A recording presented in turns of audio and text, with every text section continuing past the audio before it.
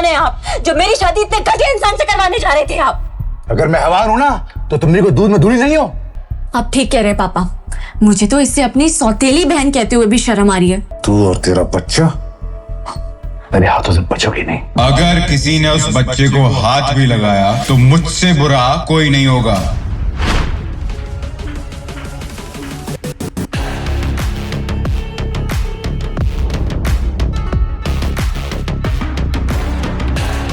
मुझे अविनाश में एक सहारा दिखता था और मैं उसके गले से लिपट गई। पर तभी मुझे एक जानी पहचानी सी खुशबू आई। ये उसका स्पेशल परफ्यूम है। पर जैसे मुझे इस खुशबू के बारे में याद आया, मेरे पैरों तले से जमीन ही निकल गई। ये खुशबू बिल्कुल वैसी ही थी।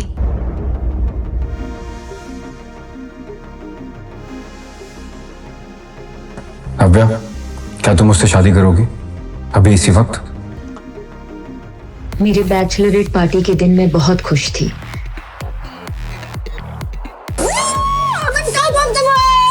तो एक सेलिब्रेशन तो बनता है बेटा।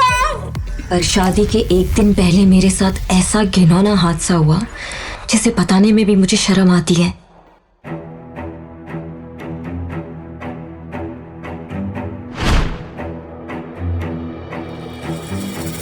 किसी ने मेरी ड्रिंक में नशीली दवाई डाल दी और बेहोश करके होटल रूम में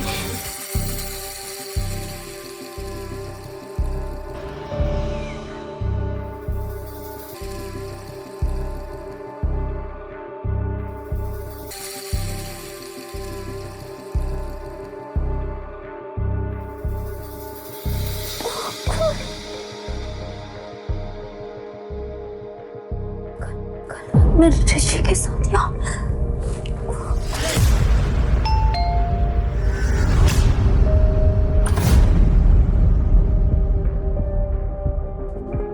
ऋषि, तुम बाहर कब गए?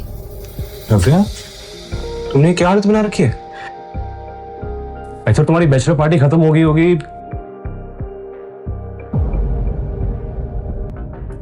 ऋषि, डोंट यू डेयर, अपनी जुबान से मेरा नाम भी मत लेना। ये बिस्तर, ये कपड़े, ये टाई और दारू के नशे में तुम्हारी सारी असलियत सामने आ गई। 2 दिन में हमारी शादी है और तुम कल रात को किसी और के साथ। नहीं, अब तुम्हारे साथ शादी करने का कोई मतलब नहीं।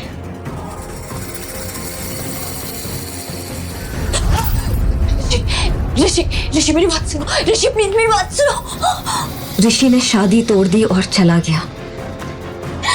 कैसा लगा शादी का तोहफा?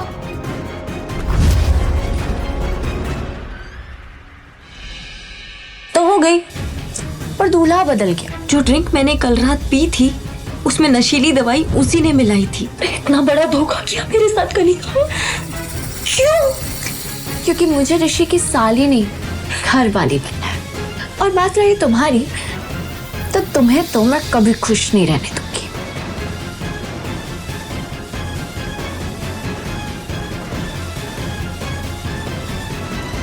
शर्म, मुझे शर्म आती है तुझे अपनी बेटी कहते हुए। पापा, ये सब कुछ कनिका ने किया है। कनिका ने मुझे फंसाया है। मैंने कुछ अभी के अभी निकल जाओ इस घर से। सेना परिवार से तुम्हारा अब कोई रिश्ता नहीं। कनिका ने अपना काम कर दिया था और पापा ने मेरी एक नहीं सुनी। पर मेरी सौतेली माँ ने मार मार कर मुझे घर से निकाल दिया। इस शहर में मेरे लिए कुछ नहीं बचा था और मैं अपनी मौसी के घर बैंगलोर चली गई। 9 महीने बाद मैंने एक बेटे को जन्म दिया। पर मेरी मुश्किलें यहां खत्म नहीं होने वाली थी। मेरे बेटे के पैदा होते ही उस पे हमला हुआ।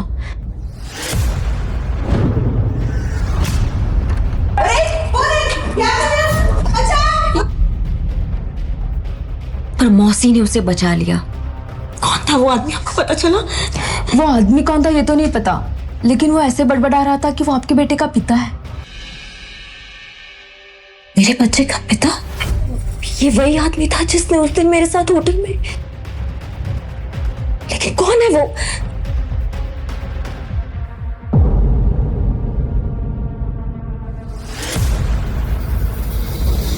धीरे धीरे समय बीतता गया और मेरा बेटा आरफ मेरी जान बन गया। मैंने उसे ही अपनी दुनिया मानकर फिर से एक नई शुरुआत की।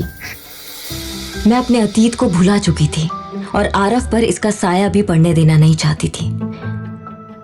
मैंने एक एंटरटेनमेंट कंपनी में जॉब शुरू कर दी। तभी एक दिन मम्मा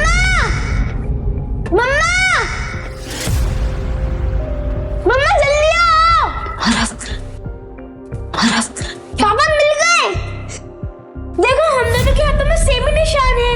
आरफ तुम। मैंने उस आदमी का चेहरा देखा और मैं जैसे खोई गई। उसकी आंखों को देखकर ऐसा लग रहा था कि जैसे उसका और मेरा कोई पुराना रिश्ता था। मम्मा यही मेरे पापा है ना? पापा को घर लेके जा रहे हैं। आरफ ये क्या बोल रहे हो तुम? तुम्हारे पापा नहीं है क्या? हमारे मैनेजर वहां आए और डांटते हुए बोले, आरफ को बाहर लेके जाओ, हमारी कंपनी के सीईओ अविनाश आहूजा के। आरफ प्लीज, वो तुम्हारे पापा नहीं है। Hello Navya, come to my cabin right now. Yes sir, yes sir. God, Aarav तुम मेरे केबिन में बैठो, मैं आती हूँ। वो तुम्हारा बेटा था? क्या तुमने बोला था उसको ये सब करने के लिए?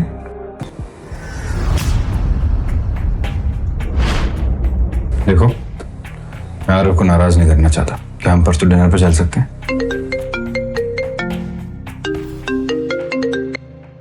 मैं ये सोचकर बहुत खुश हो रही थी कि ये मेरी जिंदगी की एक नई शुरुआत है कि तभी मेरा फोन बजा और ऊपर पापा का नाम देखकर मेरे होश उड़ गए। 6 साल बाद पापा ने मुझे फोन किया था। पापा वो बहुत बीमार थे और बस आखिरी बार मुझे देखना चाहते थे। उसने अपने ऑफिस से छुट्टी ली और तुरंत वहां से निकल गई।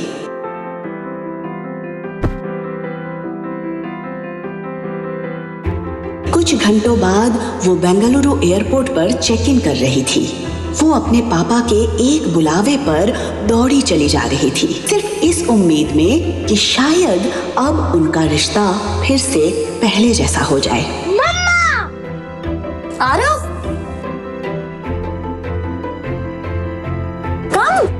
ये आवाज किसी और की नहीं बल्कि आरव की थी। आरव नव्या का बेटा था।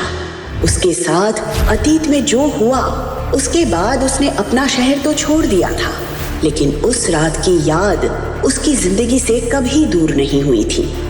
बेंगलुरु शिफ्ट होने के कुछ ही दिन बाद उसे पता चला कि वो प्रेग्नेंट है। मम्मा देखो हमारा फ्लाइट मिस हो गया। आरव वो हमारी फ्लाइट नहीं है, हमारी फ्लाइट 1 घंटे बाद है। और अगर मिस हो गया तो?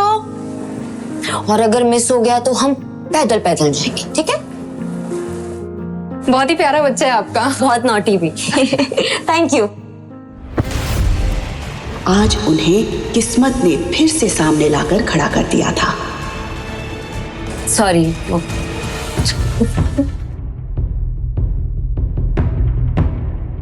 मुझे सर की फ्लाइट चेंज करवानी है। इस लेडी को भी आपने बिजनेस क्लास की टिकट दे दी।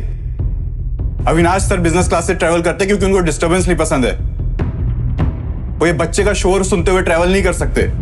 या तो आप इनकी क्लास चेंज करिए या अविनाश सर के लिए दूसरी फ्लाइट कीजिए। He just can't travel with kids. Excuse me, क्या कहना चाहते हैं आपके सर? शोर मचा रहा था मेरा बेटा। वो शोर नहीं मचा रहा था, वो मुझसे बात कर रहा था। रियली? शशांक, मैम को मेरी तरफ से एक हियरिंग चेकअप का एक पैकेज गिफ्ट करो। या तो इनके कान खराब हो गए हैं या इन्हें ऊंचा सुनने की आदत पड़ गई है। नव्या और अविनाश के बीच बहस भड़कती जा रही थी, लेकिन इन सब से अलग आरव का ध्यान तो कहीं और ही था। अविनाश एकटक आरव को देख रहा था। न जाने क्यों उसके मुंह से पापा शब्द सुनकर अविनाश को एक अजीब सी फीलिंग हो रही थी। तो मम्मा इज माय डैड। नहीं है वो तुम्हारे डैड, प्लीज ऐसे नहीं बोलते। बट मम्मा सी हम दोनों के हाथों में सेम निशान है। एक जैसा निशान देखकर अविनाश और नव्या भी हैरान रह गए। ऐसे सेम निशान होने से कोई किसी का पापा नहीं होता यार। सीरियसली, इनकी पूरी फैमिली फन। जहां अविनाश के दिल पर आरव की मासूमियत छप गई थी, वहीं नव्या ने तुरंत आरव के हाथ से अविनाश का हाथ छुड़ाया और उसे अपनी तरफ कर लिया। इनफ आरव, ऐसे किसी का भी पापा नहीं होते। बट मम्मा उसने आरव को इतने प्यार से पाला पोसा था कि आज तक उससे तेज आवाज में बात तक नहीं की थी, लेकिन आज सिचुएशन उसके हाथ से निकल गई थी। उसके हिसाब से पापा बोलकर ना सिर्फ आरव ने अविनाश को हंसने का मौका दिया था, बल्कि नव्या के वो 6 साल पुराने जख्म भी ताजा कर दिए थे। अविनाश को ऐसा लग रहा था कि नव्या की लाइफ में जो भी पर्सनल इश्यूज हैं, उसकी वजह से आरव के दिल पर बुरा असर पड़ रहा है, और ये बात उसे जरा भी अच्छी नहीं लग रही थी। नव्या परेशान होकर सब कुछ संभाल ही रही थी कि तभी अविनाश ने उसे टॉन्ट मारते हुए कहा, जब बच्चे संभालना नहीं आता तो पैदा क्यों करते हो? इंडिपेंडेंट बनने के नाम पे सिंगल पेरेंट बन जाते हो। कभी सोचा बच्चे पे क्या असर पड़ेगा? ये बात नव्या को बहुत बुरी लगी। आज किसी ने उसकी पेरेंटिंग पर सवाल उठा दिया था। तुम्हारी हिम्मत!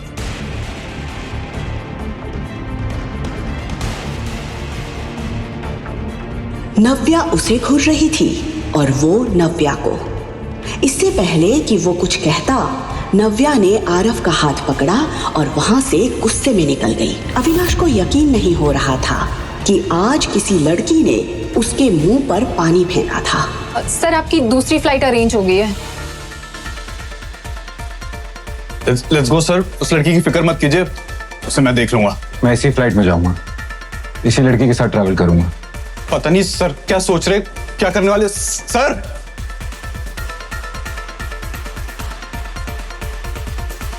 सिक्योरिटी चेकिंग के दौरान अविनाश बार बार नव्या को देखे जा रहा था, लेकिन नव्या अविनाश को नजरअंदाज करते हुए आगे बढ़ गई। कुछ घंटों बाद जब फ्लाइट चंडीगढ़ में लैंड हुई, तब तक नव्या सब कुछ भूल चुकी थी। इतने सालों बाद अपने शहर में पैर रखते वक्त उसे ऐसा लग रहा था जैसे उसकी लाइफ में फिर से सब कुछ बदलने वाला था। उसके अंदर एक खुशी थी अपने पापा से मिलने की। पापा आए होंगे ना मुझे लेने? मैसेज तो किया था मैंने उन्हें। सामने से ऋषि और कनिका उसी की तरफ बढ़ रहे थे। ऋषि कनिका के साथ? तो आगे तुम वापस? नव्या समझ गई थी कि कनिका ने वो सब कुछ हासिल कर लिया जो उसने चाहा था। ये लोग कौन है मम्मा? मम्मा? दीदी, ये तुम्हारा बेटा है? हाँ तो आपको कोई प्रॉब्लम? ओह, अब समझी। उस रात बाद तुम प्रेग्नेंट, और ये तुम्हारा बेटा है। कनिका ने ऋषि के लिए हर टूटी कड़ी को जोड़ दिया था। ऋषि को ये एहसास हो गया था कि आरव नव्या के धोखे की निशानी है। You cheat! तुम्हें शर्म नहीं आई इस बच्चे के साथ अपने घर आने पर? मैंने कोई चोरी नहीं की है। आरव मेरा बेटा है।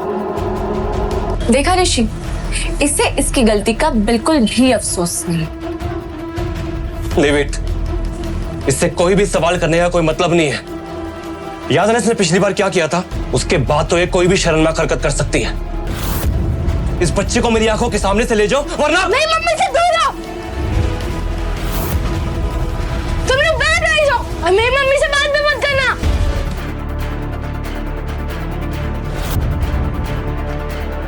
मेरे बच्चे को हाथ लगाने की हिम्मत भी मत करना। Behave yourself. शायद तुम भूल रही हो कि तुम ऋषि शेखावत से बात कर रही हो, समझे? नो वंडर है बच्चा इतना बदतमीज है। माँ के गुण है इसमें। ये सिखाया तुमने अपने बच्चे को? और एक सिंगल मदर से क्या उम्मीद कर सकते हैं? मम्मा को कुछ मत बोलना, आप गंदे हो। नव्या इसका मुंह बंद करो। उठा कर तो दिखाओ। ये सुनते ही नव्या ने पीछे पलट कर देखा तो ये आवाज किसी और की नहीं बल्कि अविनाश आहूजा की थी। उसे देखकर नव्या शॉक्ड रह गई थी।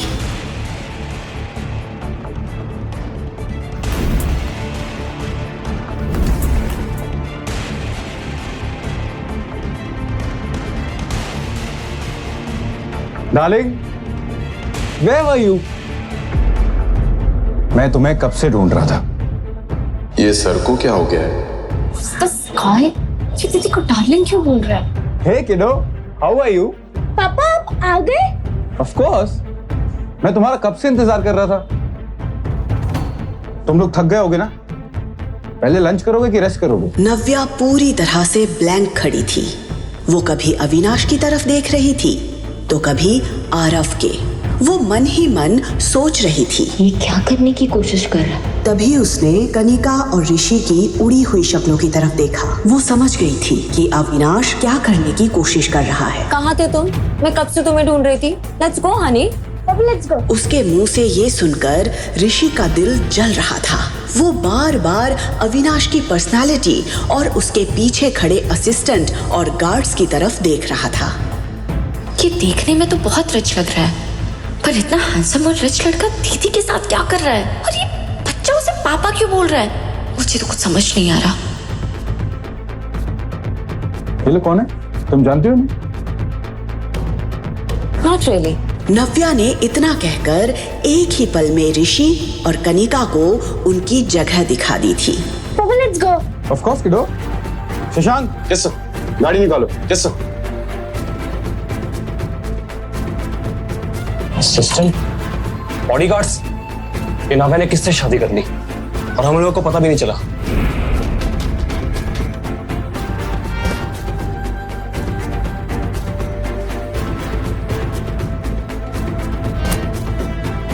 हेल, इसने हमें इंट्रोड्यूस भी नहीं कर पाया। जैसे ही नव्या वहाँ से निकली, उसने सुकून की गहरी सांस ली। इतने सालों में उसने ऋषि को भुला जरूर दिया था, लेकिन आज उसे कनिका के साथ देखकर उसके जख्म मानो ताजा हो गए थे। उसे एक अजीब सी बेचैनी हो रही थी और ये बात अविनाश उसके चेहरे पर साफ देख पा रहा था। पापा हम कहाँ जा रहे हैं? Aarav, what is wrong with you? तुमको पापा क्यों बुला रहे हो? तुम्हारा पापा नहीं है। पर मम्मा वो मेरे पापा है, मुझे पता है। नो आरव, नहीं, प्लीज उनको पापा मत बुलाओ। थैंक यू सो मच उस वक्त हमें उन लोगों से बचाने के लिए। शेली, आई थिंक तुम्हें थैंक यू से पहले सॉरी बोलना चाहिए। मुझे पता था सर, इतनी आसानी से लड़की को नहीं छोड़ेंगे। नव्या को भी फील हुआ कि शायद उसने अविनाश पर पानी फेंककर कुछ ज्यादा ही रिएक्ट कर दिया था। I know I was wrong. मुझे वैसे रिएक्ट नहीं करना चाहिए था। आपने मेरी पेरेंटिंग पे सवाल उठाया था, इसलिए मैं खुद को रोक नहीं पाई थी। पर फिर भी गलत थी मैं। आई am sorry, I am really sorry. पर अविनाश को देखकर लग रहा था जैसे उसे नव्या की बातों में जरा भी इंटरेस्ट नहीं था। Are you listening? मैं आप ही से बात कर रही हूँ। शशांक, गाड़ी साइड में रोक दो, हम यहीं से टैक्सी कर लेंगे। व्हाट? माय गॉड, कितना एटीट्यूड है। मैंने सोचा इन्होंने मेरी हेल्प की है तो मैं सॉरी बोल देती हूँ। मैंने कुछ ज्यादा सोच लिया। गाड़ी अभी रोकिए, अभी की अभी रोकिए गाड़ी।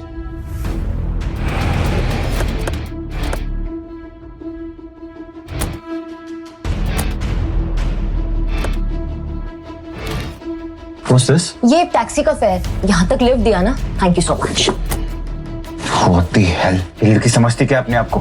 वो देख रहा था कि नव्या आरव का हाथ पकड़कर दूसरे टैक्सी का वेट कर रही थी। अविनाश का चेहरा देखकर शशांक को हंसी भी आ रही थी और उसे डर भी लग रहा था। वो अविनाश के गुस्से से अच्छे से वाकिफ था, इसलिए उसे पता था कि अविनाश ने इस वक्त अपने आप को कितना कंट्रोल किया हुआ था। अविनाश वहाँ से निकल जरूर गया था, लेकिन अभी भी उसके मन और दिमाग में नव्या और आरव की शक्ल घूम रही थी। इंटरेस्टिंग, कुछ तो है इस लड़की और इसके बेटे में। I don't know what, but there is something. Navya taxi रुकने का वेट कर ही रही थी कि तभी उसकी दादी का फोन आया।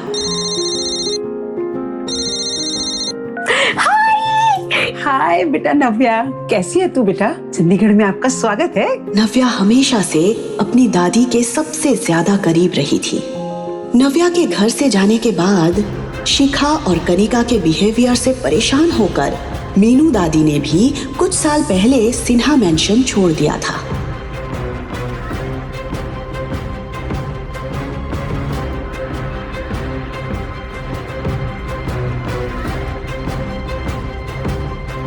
लेकिन फिर एक दिन नव्या के कॉल ने उन्हें फिर से जीने की उम्मीद दे दी थी। दादी, अब बड़ी दादी बन गई है। दादी, हाँ? अगर आप दादी बोलोगे तो मैं क्या बोलूंगा? बिल्कुल तेरा चेहरा, वही आंखें। और आरव, आप मुझे सुपर दादी बुला सकते हैं। सुपर दादी! देख, दादी तो मैं हुई और साथ में सुपर पावर भी है, तो हुई ना मैं आपकी सुपर दादी। सुपर पावर वाली वैसे दादी आप सोशल मीडिया पे बड़े एक्टिव हो। मैं परसों ही आपके आउट हाउस की पिक्चर्स देख रही थी। वो गार्डन पहले से भी बहुत सुंदर हो गया है। अब वो अमरूद का पेड़ जो हमने साथ में मिलके लगाया था।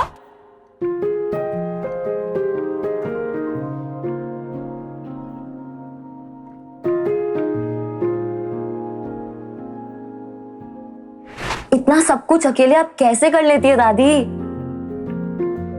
क्या हुआ दादी, आप कुछ बोल क्यों नहीं रहे हो? क्या बोलूं नव्या, जिस लड़की ने इतने सालों तक अकेले सब कुछ हैंडल किया, तू मुझे पूछ रही है मैंने ये गार्डन कैसे मेंटेन किया? बेटा, क्या कुछ नहीं सहा होगा तूने इतने सालों से। मैं तुझसे कहती रही कि तू मेरे पास आके रह जा, पर तूने मेरी एक बात नहीं सुनी। मेरा जी घबरा जाता है बेटा जब मैं सोचती हूँ कि तूने आरव को अकेले कैसे बड़ा किया। कैसे आती दादी मैं यहाँ? पापा ने घर से आप सबसे दूर भेज दिया था। निकल जाओ अभी के अभी इस घर से। अब सिन्हा परिवार से तुम्हारा कोई रिश्ता नहीं। और अगर पापा को मेरी प्रेगनेंसी के बारे में पता चलता तो पता नहीं वो कैसे रिएक्ट करते। और सच बताऊं तो दादी मैं आपको कोई प्रॉब्लम नहीं देना चाहती थी। तू मेरे लिए कोई प्रॉब्लम कभी भी नहीं खड़ी कर सकती। अरे मेरी तो आंखें तरस जाती हैं बेटा तुझे देखने के लिए। तो आ तो गई हूँ मैं अपनी दादी माँ के पास। बस आधे घंटे में आपके पास पहुंच जाऊंगी दादी। मैं बहुत एक्साइटेड हूँ। मुझे पापा को बताना है कि I missed him so much. I can't wait to meet him. Aarav की चीख सुनते ही नव्या उसकी तरफ भागती है। देख के नहीं चला सकता, अभी लग जाता तो। लेकिन उसे सही सलामत देखकर चैन की सांस लेती है। बैठ गई यहाँ पे भी आ गए हमें परेशान करने के लिए। आरव, ये बैड गाइस तुम्हारा कुछ नहीं बिगाड़ सकते जब तक मम्मा तुम्हारे साथ। तुम दोनों यहाँ क्या कर रहे हो? अरे हमारा छोड़ो, ये बताओ कि तुम्हारा वो डार्लिंग और उसके बॉडीगार्ड्स कहीं दिखाई नहीं दे रहे। कनिका, मुझे तुम्हें हर चीज बताने की जरूरत नहीं है। नव्या, नव्या, आरव ठीक तो है ना नव्या? हाय दादी, आरव ठीक है। ये बताइए कि आप ठीक हो? लगता है कि दादी को मुझसे बात करने में कोई इंटरेस्ट नहीं। एनीवेज, तुम दोनों ने एयरपोर्ट पे कम तमाशा नहीं किया था। अब क्या लेने आए हो यहाँ पे? ओ हेलो, हमें भी आने का कोई शौक नहीं है। ये तो शेखर अंकल ने कहा इसलिए हमें आना पड़ा। बाय द वे, पापा ने तुम्हें घर बुलाया अभी। हम गाड़ी में वेट कर रहे हैं, आ जाओ। Let's go. आरव, तुम यहाँ साइड में खड़े रहो और हिलना मत, मैं बैग लेके आ रही हूँ। दादी, सुना आपने? पापा ने मुझे घर पे बुलाया। क्या लगता है आपको वो मुझे माफ कर देंगे ना? आरव को अपनाएंगे ना वो? दादी, क्या मुझे जाना चाहिए ना घर पे? दादी। दादी टेंशन में फोन कट कर देती है। नव्या इतनी उम्मीद से यहाँ आई है, जब उसे पता चलेगा कि शेखर उसे यहाँ क्यों बुलाया है तो उसका तो दिल ही टूट जाएगा। पर सच ज्यादा देर तक छुपेगा नहीं, इसलिए मुझे इसे सब कुछ बता देना चाहिए। तभी नव्या फिर से दादी को फोन करती है। हाँ नव्या बेटा। हाँ दादी, उस वक्त बेटा शेखर ने तुझे यहाँ बिखरे रिश्तों को जोड़ने के लिए नहीं बुलाया। उसने तो तुझे कनिका और ऋषि की सगाई के लिए यहाँ बुलाया है। मुझे पता है कि आपने कुछ भी नहीं किया है, क्योंकि जो कुछ भी किया है वो तो मैंने किया है। कल रात में जिस कमरे में तुम थी, उस कमरे में ऋषि नहीं, कोई और था। और मैंने ये सब इसलिए किया क्योंकि अगर कोई ऋषि से शादी करेगा तो वो मैं होंगी। कुछ सेकंड्स के लिए नव्या इमोशनल जरूर हुई, लेकिन फिर उसने अपने आप को एक बार फिर समेट लिया। आखिर कनिका जीत ही गई। माफ कर दे मुझे मेरी बच्ची।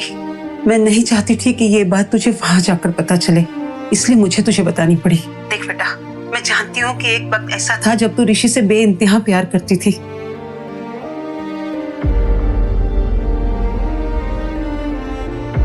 आज जब तू तेरी बहन को ऋषि के साथ देख रही है तो मुझे पता है तुझ पर क्या बीत रही होगी। पर नव्या, मैं फिर भी चाहूंगी कि तू इस एंगेजमेंट को अटेंड करे। तेरी ये हिम्मत है ना बेटा, उन सब के मुंह पर एक करारा तमाचा होगी जिन सब ने तुझे तोड़ने की कोशिश की है। आप सही कह रही हैं दादी, मैं एंगेजमेंट में भी जाऊंगी और पापा से भी मिलूंगी। और कितना टाइम? बैठो अंदर, हमारे पास पूरा दिन है तुम्हें पिक एंड ड्रॉप करने के लिए। चलो आरव। मैं नहीं चलूंगा, ये बैड गाइस है। आरव, ये हमें नाना जी के पास लेके जा रहे हैं। नाना जी के पास? थोड़ी देर और टॉलरेट कर लो प्लीज। चल।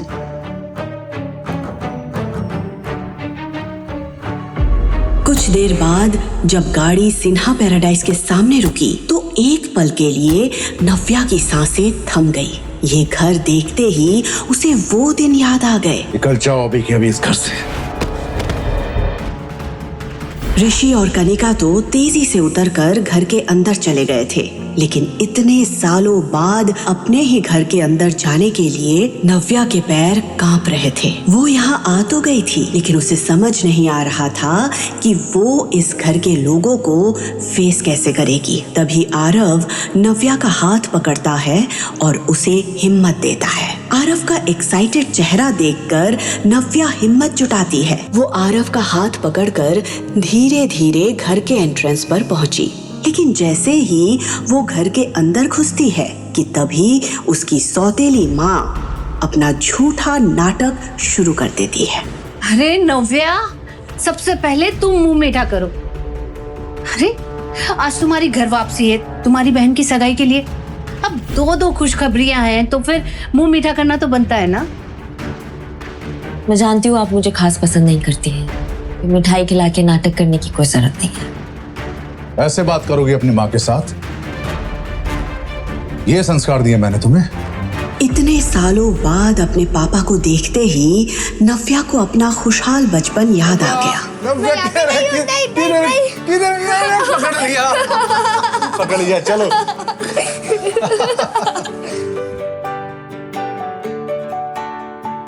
लेकिन इसके बाद शेखर ने जो कहा वो सुनकर उसके होश उड़ गए।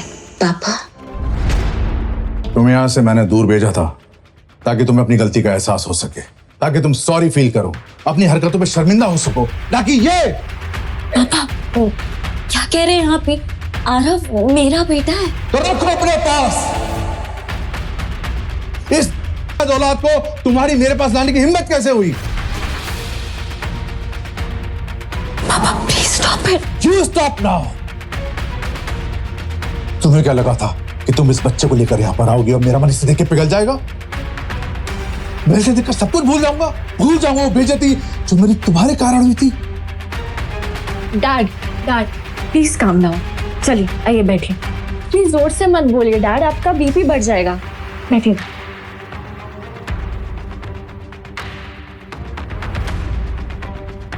अब आएगा मजा। लीजिए पानी पीजिए। Calm down. After all he is your grandson.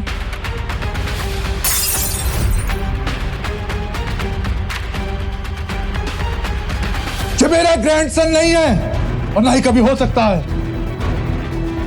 तेरा परिवार इस बच्चे को कभी एक्सेप्ट नहीं करेगा नव्या। ये बात तुम जिंदगी भर मत भूलना। तो मैं भी यहाँ पे अपने बच्चे को एक्सेप्ट करने की गुहार लेकर नहीं आई हूँ। मैं यहाँ एंगेजमेंट अटेंड करने आई हूँ। वो अटेंड करूंगी और यहाँ से चली जाऊंगी। करो, बिल्कुल करो। इनफैक्ट मैंने तुम्हें बुलाया है एंगेजमेंट के लिए, लेकिन मेरी भी एक शर्त है। इस सगाई में केवल तुम वेलकम हो। ये बच्चा उस इवेंट में नहीं आ सकता और मैं तुम्हारी वजह से और बेइज्जती सहन नहीं कर सकता। तो ठीक है, ये एंगेजमेंट आप सबको ही मुबारक हो। कांग्रेचुलेशंस कनिका एंड ऋषि। नव्या अपने पापा से मिलने जरूर आई थी, पर उसे ये एहसास हो गया था कि अब उसे इस परिवार से दूर ही रहना चाहिए। ऋषि ने नव्या से उस रात के बारे में बात करनी शुरू कर दी। उसी का बच्चा है ना जो एयरपोर्ट पर आया था, या किसी और का? तुम्हें क्या फर्क पड़ता है अब इस बात से? तुम्हें पता भी है कि उस रात मेरे साथ क्या हुआ था? तुम्हें पता भी है कि मुझे किसने फंसाया था? बोलो क्या हुआ था उस रात? नव्या ने मन बना लिया था कि वो सारी सच्चाई ऋषि को बता देगी। बोलो नव्या। उस रात हे बेबी। ये आवाज सुनते ही नव्या ने खुद को सच बताने से रोक लिया। कनिका की चाल नव्या समझ चुकी थी। वो जानती थी कि कनिका ने ऋषि को अपने प्यार में अंधा कर दिया है, इसलिए वो चाहे कितनी बार भी सच बोलने की कोशिश कर ले, ऋषि उस पर कभी भरोसा नहीं करेगा। बिल्कुल सही टाइम पे आई हो कनिका, हमेशा की तरह। नव्या, तुम अपनी बहन से ऐसे कैसे बात कर सकती हो? वो आई है सही वक्त पर। जब तुम चली गई थी वही थी मेरे साथ। जो तुमने तोड़ दिया था उसी ने जोड़ा। तुम्हें उसे थैंक्स कहना चाहिए। करेक्ट, मुझे कनिका को थैंक्स बोलना चाहिए और मैं थैंक्स बोलूंगी। Thank you so much Kanika for everything. और अब मुझे नहीं लगता कि तुम्हें मुझसे कोई सवाल करना चाहिए। आप दोनों की सगाई हो रही है ना, तो आप दोनों खुश रहिए and please for God sake leave me alone. देखा इसका एटीट्यूड। बेबी छोड़ो ना, हम अपने एंगेजमेंट में ध्यान देते हैं ना। वैसे भी इनका ध्यान रखने के लिए पापा काफी है। उन्होंने डेफिनेटली इनके बारे में कुछ सोचा होगा, है ना? इस औलाद को तुम्हारी मेरे पास लाने की हिम्मत कैसे हुई? जो मेरा ग्रैंडसन नहीं है और ना ही कभी हो सकता है। सगाई में केवल तुम वेलकम हो, ये बच्चा उस इवेंट में नहीं आ सकता। मम्मा,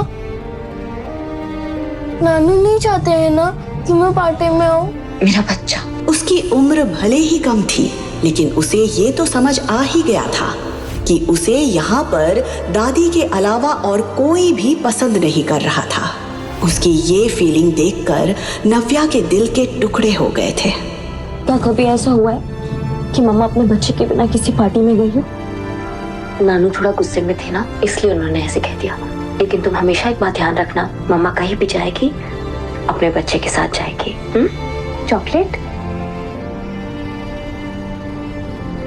नव्या ने आरव को तो बहला दिया था, लेकिन उसके मन में अभी भी उथल पुथल मची हुई थी। एक तरफ उसे अपने परिवार की नफरत झेलनी थी और दूसरी तरफ उसे आरव के कोमल मन का ध्यान भी रखना था। बस जल्दी से ये 1-2 दिन निकल जाए, फिर मैं अपने बच्चे को लेके अपनी दुनिया में चली जाऊंगी।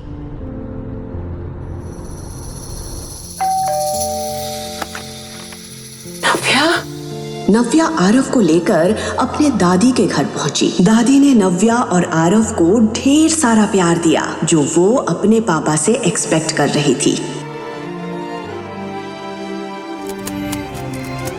आज एंगेजमेंट पार्टी थी। ऋषि शेखावत और कनिका सिन्हा की सगाई होने वाली थी। इस पार्टी में देश के जाने माने लोग और बड़े बड़े बिजनेसमैन भी शरीक होने वाले थे। उनमें से एक था मिस्टर आलूवालिया। उनकी उम्र 45 साल की थी, इसीलिए बिजनेस में उनके इतने सालों के एक्सपीरियंस से हर कोई प्रभावित था। शेखर अंकल, आपने मुझे बुलाया? यस, अंदर आओ। अरे क्या अंकल अंकल लगा रखा है? कॉल मी डैड बेटा। ऋषि, आज का दिन मेरे लिए बहुत इंपॉर्टेंट है। ये शादी एक शादी नहीं, बल्कि हमारे फैमिली बिजनेस को मजबूत करने का तरीका भी है। आज मैं तुम्हें अपनी सबसे प्रीशियस डॉटर देने जा रहा हूँ। आई होप कि तुम उसका अच्छे से ख्याल रखोगे। आप बेफिक्र रहिए डैड, मैं कनिका का अच्छे से ख्याल रखूंगा। आज पार्टी में कुछ खास गेस्ट आने वाले हैं। मिस्टर आलूवालिया, उनसे मिलने कई लोग आएंगे। बड़ी मुश्किल से वो यहाँ आने के लिए राजी हुए हैं, और तुम तो जानते हो कि उनसे रिश्ता बनाने के लिए लोग बस एक मौका ढूंढते हैं, और आज की पार्टी में उन्हें ये मौका मिल जाएगा। ध्यान रहे, उन्हें किसी भी तरह की कोई दिक्कत नहीं होनी चाहिए। Sure dad. आज पार्टी में नव्या भी आने वाली है। आपको लगता है वो आएगी? आएगी, जरूर आएगी। मैंने उसे बुलाया है, वो मेरी बात टाल नहीं सकती। इनफैक्ट मेरे एक फोन कॉल पे वो भागते हुए चंडीगढ़ आ गई। वो पार्टी में जरूर आएगी, आई नो। आज वो कोई प्रॉब्लम ना क्रिएट करे। कनिका आज खुशी से फूली नहीं समा रही थी। उफ, सच ड्रीमी एंट्री। आई विश मेरे लिए भी कोई ऐसा ही अमीर राजकुमार आता। ऐसा राजकुमार पाने के लिए ना बड़ा चालाक बनना पड़ता है। क्या मतलब? अरे तुझे नहीं पता, ये राजकुमार इसकी बड़ी बहन का फियांसे था। इसने अपनी बहन को घर से भगाया और अब उसी के फियांसे से शादी कर रही है। अरे हाँ, सालों हो गए नव्या को देखे हुए। इस सिन्हा परिवार ने ना जाने कहाँ गायब कर दिया उसे। अरे मैंने तो सुना था 6 साल पहले नव्या और ऋषि की शादी होने वाली थी, फिर अचानक क्या हो गया? कहाँ चली गई? ये शिखा ने भी तो वैसा ही किया था। शादीशुदा मिस्टर सिन्हा को उनकी वाइफ से दूर करके खुद उनसे शादी कर ली थी। क्या पता इसकी बेटी कनिका ने भी बेचारी नव्या के साथ वैसा ही कुछ किया हो। आज अगर वो होती, इस कनिका की तरफ कोई देखता भी नहीं। उसकी पर्सनैलिटी के आगे कनिका कभी दिखाई नहीं दी, इसीलिए तो जलती है कनिका अपनी बड़ी बहन से। नव्या का तो और ही कुछ अलग है। मेहमानों के बीच कनिका और नव्या को लेकर कंपैरिजन की बातें हो रही थी। अरे मिस्टर सिन्हा, आपकी बड़ी बेटी दिखाई नहीं दे रही, कहाँ है वो? जहां तक मुझे याद है ये ऋषि शेखावत वही है ना जिसके साथ आपकी बड़ी बेटी की शादी होने वाली थी। ये बात जोर से उठते ही सन्नाटा छा गया था। मेहमानों के बीच हो रही बातों से शेखर का खून खौल रहा था कि तभी नव्या के आते ही सिन्हा परिवार के होश उड़ जाते हैं। शेखर के बार बार मना करने के बाद भी नव्या आरव को एंगेजमेंट पार्टी में लेकर आई थी। शेखर तिल मिलाकर नव्या की ओर जाता है। तुम यहाँ इस लड़के के साथ क्या कर रही हो? तुम जानबूझ के अपनी बहन की सगाई खराब करना हो ना? इस लड़के का नाम आरव है पापा, और आरव मेरा बेटा है। और वैसे भी पापा आपने मुझे बैंगलोर से सगाई अटेंड करने के लिए बुलाया ना, सो आई एम हियर। नव्या, मैंने तुमसे कहा था ये लड़का तुम्हारे साथ नहीं आ सकता। इसे अभी के अभी यहाँ से भेजो, वरना मैं इसका हाथ पकड़ के यहाँ से बाहर निकाल दूंगा। मेरे बेटे को कोई छू भी नहीं सकता है, और अगर आप नहीं चाहते कि हम यहाँ रहे तो मैं खुद यहाँ से चली जाती हूँ। दीदी, दीदी स्टॉप। दीदी तुम भी ना, तुम्हें तो पता है डैड गुस्से में 2-4 शब्द ज्यादा भी कह दिया तो तुम क्या सच में चली जाओगी? हाँ, वो क्या है ना दीदी, तुम्हें देख करके 6 साल पहले जो कुछ भी हुआ वो सब याद आ जाता है डैड को। ये सब कुछ कनिका ने किया है, कनिका ने मुझे फंसाया। चुप! एकदम चुप! अब एक शब्द और नहीं। देख रहे हो अपनी बेटी की हरकतें? एक तो शेखावत परिवार के सामने हमारी इतनी इंसल्ट करवाई, ऊपर से माफी मांगने की जगह मेरी बेटी को मारने चली है। निकल जाओ अभी के अभी इस घर से। अब सिन्हा परिवार से तुम्हारा कोई रिश्ता नहीं। पापा, मेरी सिर्फ एक ही बेटी है, कनिका। पता नहीं क्या कुछ नहीं सहा उन्होंने, थोड़ा गुस्सा है। तुम गुस्सा थोप दो ना। आज मेरी एंगेजमेंट है। I need your blessings. उसका चेहरा देखकर नव्या समझ गई थी कि वो क्या साबित करना चाहती थी। डैड, आप ही समझाइए ना दीदी को। मेरी बातों का तो जैसे असर ही नहीं होता इन पे। शेखर गुस्से में आरव की तरफ देख रहा था। फिर अचानक उसका ध्यान मिस्टर आलूवालिया पर गया। उसने अपने दिमाग को ठंडा किया। ठीक है, तुम रुक सकती हो, लेकिन एक किनारे चुपचाप खड़ी रहना। मैं नहीं चाहता तुम्हारा बेटा आरव यहाँ वहाँ घूमे और लोग उसे देख के 10 सवाल करें। क्या नव्या मान लेगी शेखर की बात? क्या चल रहा था शेखर के दिमाग में? क्या मिस्टर आलूवालिया के साथ मिलकर कोई और साजिश रचने वाला है शेखर नव्या के खिलाफ? मिस्टर आलूवालिया, ये मेरी बेटी नव्या है। अगर आप हाँ गए तो मैं अभी रिश्ता पक्का कर दूं। मिस्टर आलूवालिया, मुझे नहीं पता पापा ने आपसे क्या बात की है, but let me tell you one thing, मुझे आपसे शादी नहीं करनी है। अगर आपको ऐसा लग रहा है कि मैं एक सिंगल मदर हूँ या आरव मेरी वीकनेस है इसलिए मैं आपसे शादी कर लूंगी, तो आप बिल्कुल गलत सोच रहे हैं। आरव मेरी वीकनेस नहीं है, वो मेरी स्ट्रेंथ है, और उसकी परवरिश करने के लिए मुझे किसी की जरूरत नहीं है। जो ड्रिंक पापा ने मुझे ऑफर की थी उसमें नशे की गोली थी, जिसकी वजह से मैं बेहोश हो गई।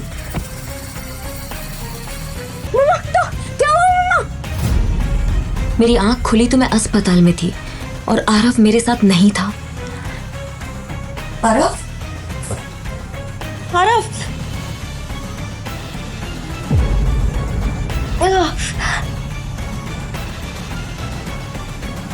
आरव? आरव? एक्सक्यूज मी, आपने मेरे बच्चे को देखा है क्या? छोड़ा।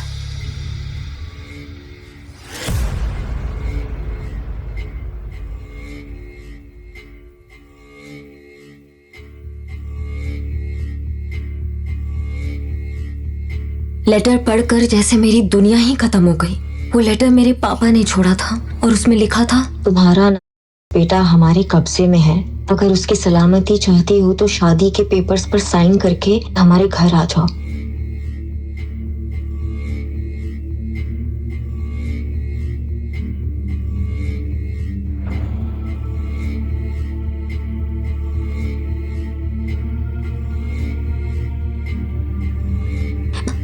मैंने हिम्मत जुटाई पर मैं इस शहर में किसी को नहीं जानती थी। तभी मुझे अविनाश आहूजा का ख्याल आया और मैंने उसको फोन किया।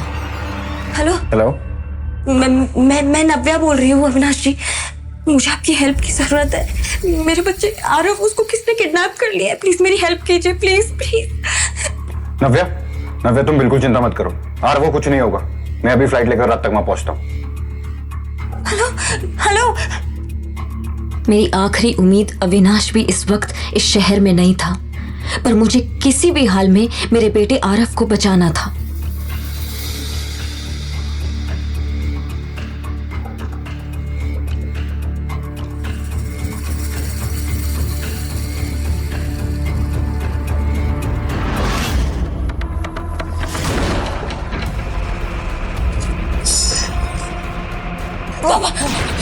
बिल्कुल भी चालाकी मत करना प्लीज। ये तो मेरे बेटे को बचाने के चक्कर में एक बेटी को अपने बाप पे गोली चलानी पड़ेगी। प्लीज पापा, बिल्कुल जल्दी आओ बेटा, मामा के पास आओ, जल्दी जल्दी आओ, जल्दी आओ। और कितना तड़पाओगी नव्या? मेरी दोनों ओर खतरा मंडरा रहा था, पर आरव के लिए सब कुछ जायज था। इसलिए मुझे मजबूरन आलूवालिया से शादी करने के लिए मैरिज पेपर्स पर साइन करना पड़ा। वक्त भी कितना जल्दी बदलता है ना नव्या। 6 साल पहले तुम ऋषि के साथ थे और अब देखो तुम आलूवालिया के साथ। वैसे आलूवालिया की दूसरी बीवी कहाँ गई, किसी को कुछ नहीं पता। तुम जरा बच के रहना ना नव्या। तुम भी जरा बच के रहना करने का, क्योंकि ऋषि तुमसे शादी कर रहा है मेरी प्रॉपर्टी के लिए। कहीं उसको प्रॉपर्टी मिलने के बाद वो तुमको ना छोड़ दे। मेरी बात ध्यान से सुन लो, आलू वाले से शादी करने में ही हम सबकी भलाई है। चलो। नहीं पापा, चलो चलो।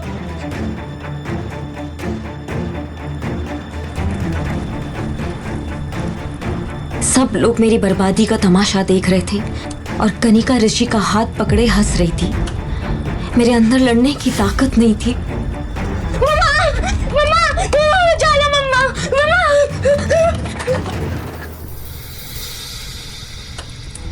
शादी के फेरे लेते हुए बस मुझे आलूवालिया की हंस भरी आंखें दिखाई दे रही थी।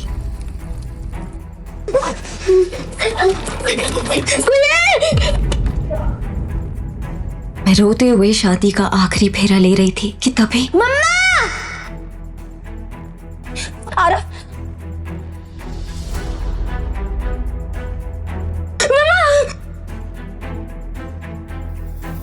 मम्मा!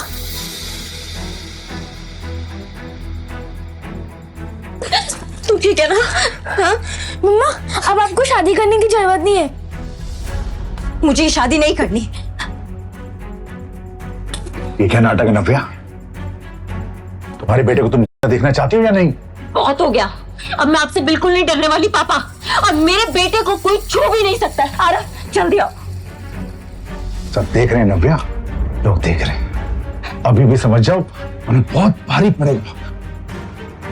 पहले तो मेरे बच्चे को किडनैप किया, फिर मेरी जबरदस्ती शादी करवा रहे हो, और अब अच्छा बनने का ढोंग कर रहे हो पापा। इतनी बड़ी बेइज्जती, और वो भी एक की औरत के लिए। Mister Sinha, the deal is of. Mister Ahluwalia, mister Ahluwalia, mister Ahluwalia. मेरा बाप हूं तेरा, मेरी जिंदगी बनाने जा रहा था। बाप नहीं, हैवान है आप, जो मेरी शादी इतने घटिया इंसान से करवाने जा रहे थे आप। अगर मैं हैवान हूं ना, तो तुम मेरे को दूध में धुली नहीं हो। अरे जिस बच्चे को तू अपना खून कह रही है ना, वो किसी साले छाप गुंडे की करतूत है। आप ठीक कह रहे हैं पापा, मुझे तो इससे अपनी सौतेली बहन कहते हुए भी शर्म आ रही है। इसके लिए आपने इतना अच्छा रिश्ता ढूंढा था, और इसके तेवर तो देखो। तू और तेरा बच्चा मेरे हाथों से बचोगे नहीं। अगर किसी ने उस बच्चे को हाथ भी लगाया तो मुझसे बुरा कोई नहीं होगा।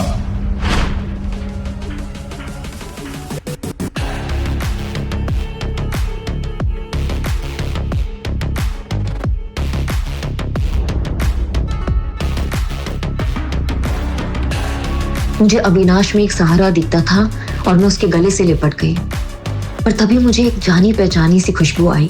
ये उसका स्पेशल परफ्यूम है पर जैसे मुझे इस खुशबू के बारे में याद आया, मेरे पैरों तले से जमीन ही निकल गई। ये खुशबू बिल्कुल वैसी ही थी।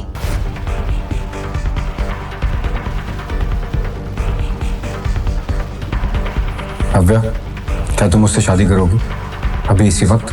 नव्या इससे पहले कि अविनाश के सवाल का जवाब देती, उसकी आंख खुली और उसने अपने आप को हॉस्पिटल में पाया।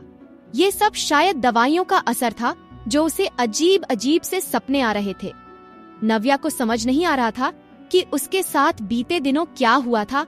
उसे कुछ अच्छे से याद नहीं आ रहा था। वो झट से उठकर बैठ गई और आवाज लगाई, आरव। पर उसने देखा कि उसके पास आरव नहीं था। उसके सामने शेखर मौजूद था, जो उसके होश में आने का इंतजार कर रहा था। आरव कहाँ है? नव्या ने सबसे पहला सवाल किया। होश आ गया तुम्हें? कैसा फील हो रहा है अब? शेखर ने दबी हुई आवाज में पूछा। ये सुनकर नव्या को इरिटेशन हो रही थी।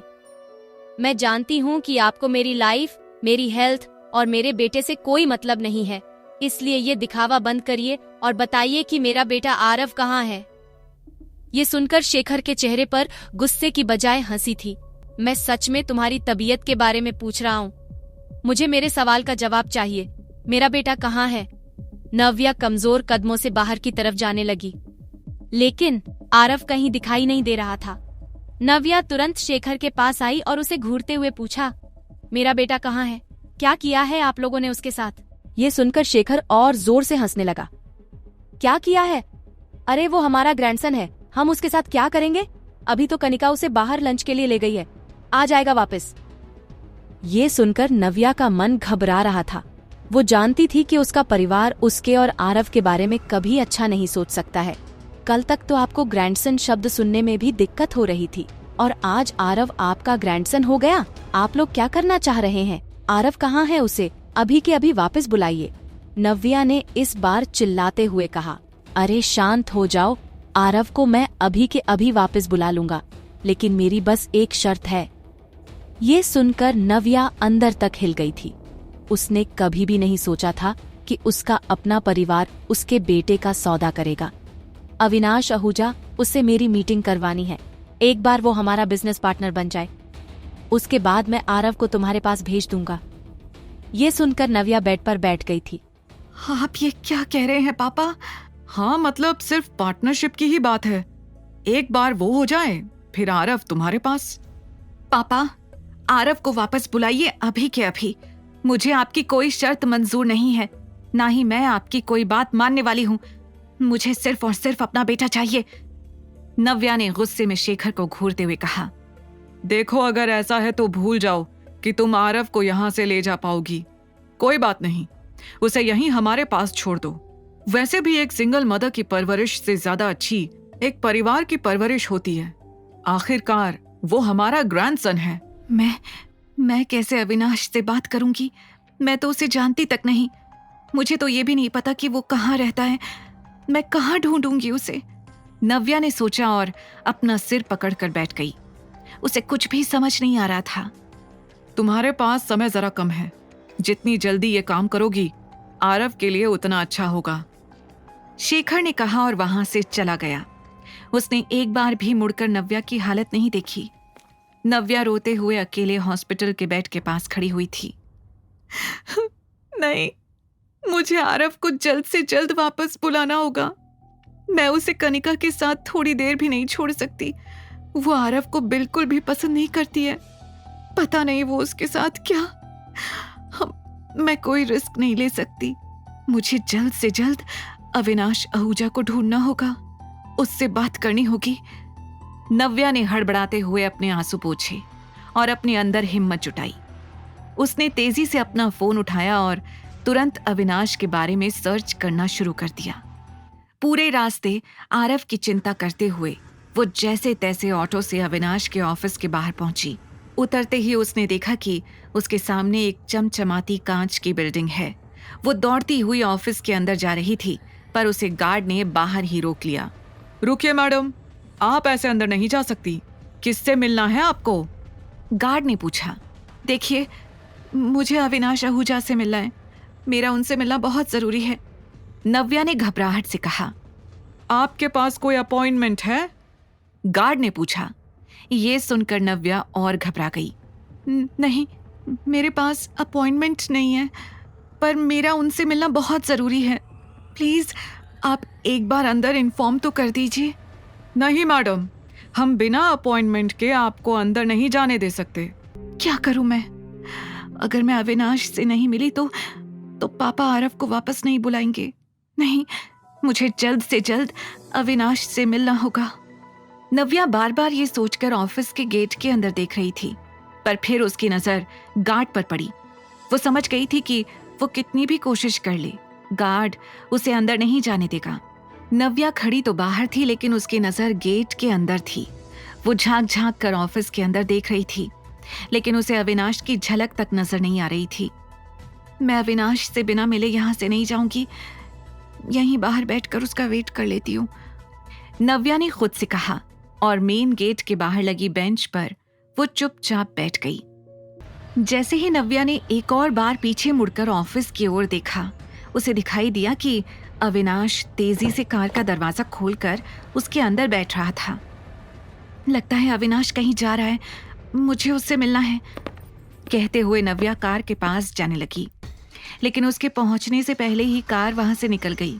नव्या ने देखा कि अविनाश कार के अंदर फोन पर बात करने में बिजी था, इसलिए उसका ध्यान नव्या पर गया ही नहीं। अविनाश, अविनाश रुको, प्लीज स्टॉप, कहते हुए नव्या कार के पीछे भागी, लेकिन उसके भारी गले की आवाज अविनाश तक नहीं पहुंची। तभी नव्या ने कुछ सोचा और तेजी से दौड़ते हुए आगे आने लगी।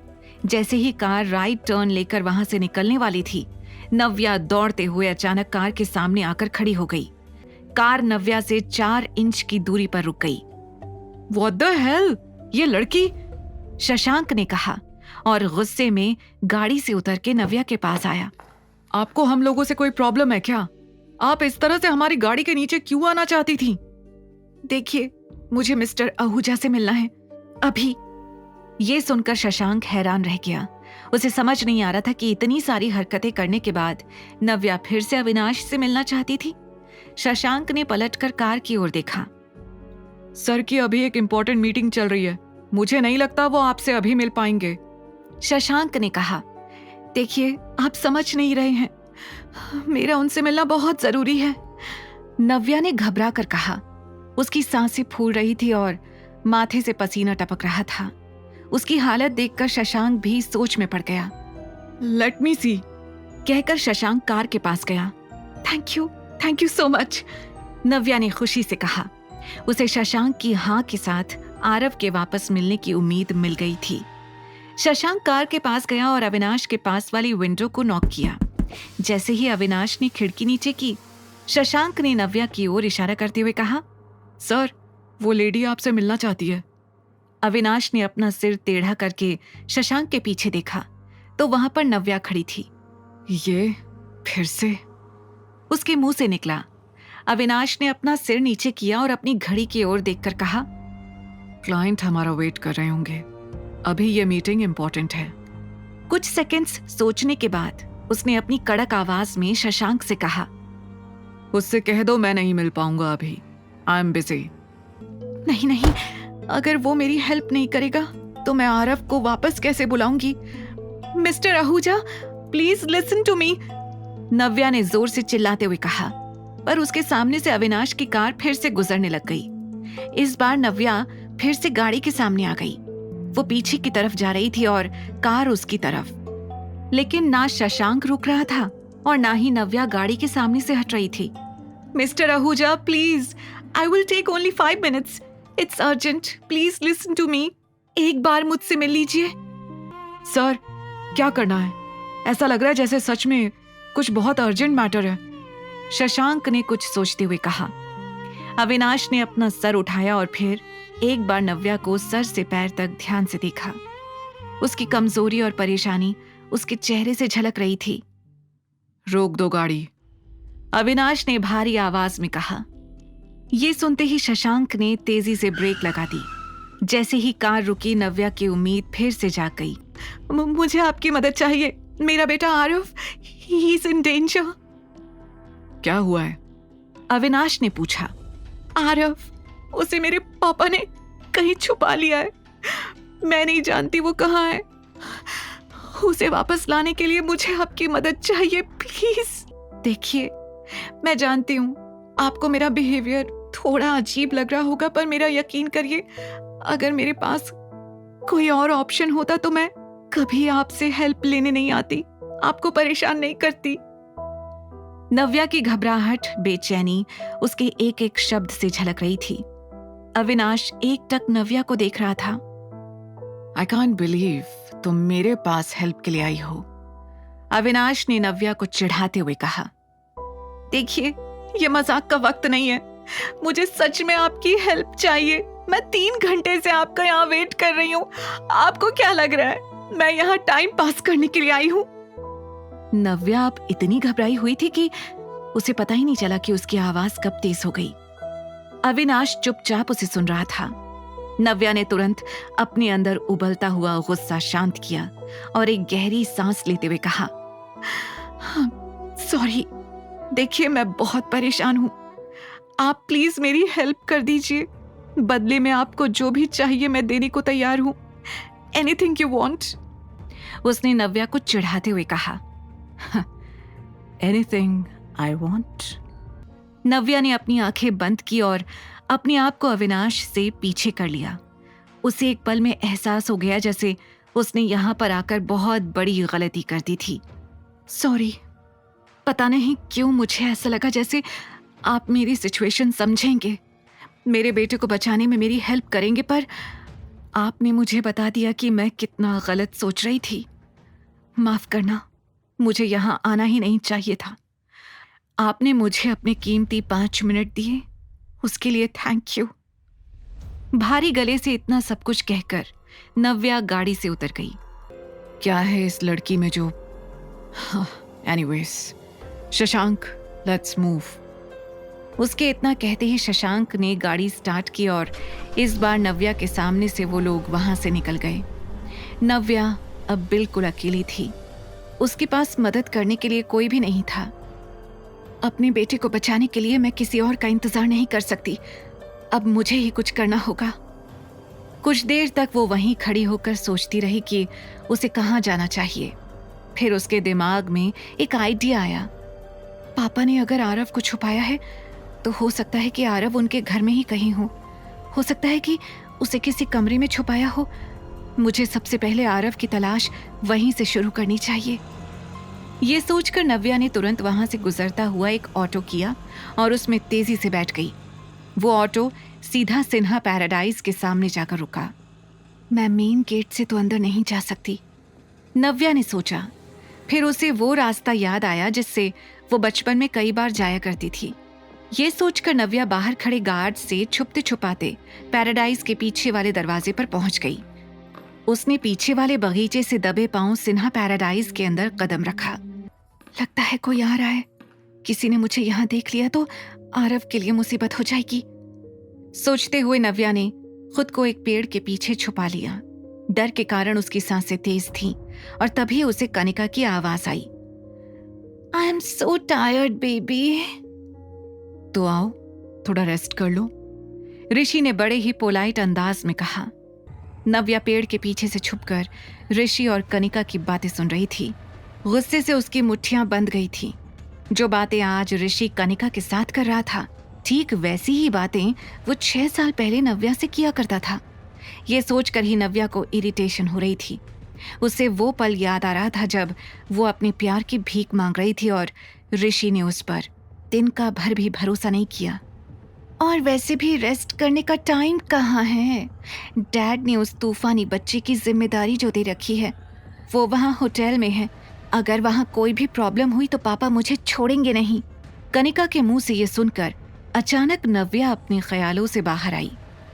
आरव के बारे में सुनते ही उसके कान खड़े हो गए थे। होटल में? किस होटल में?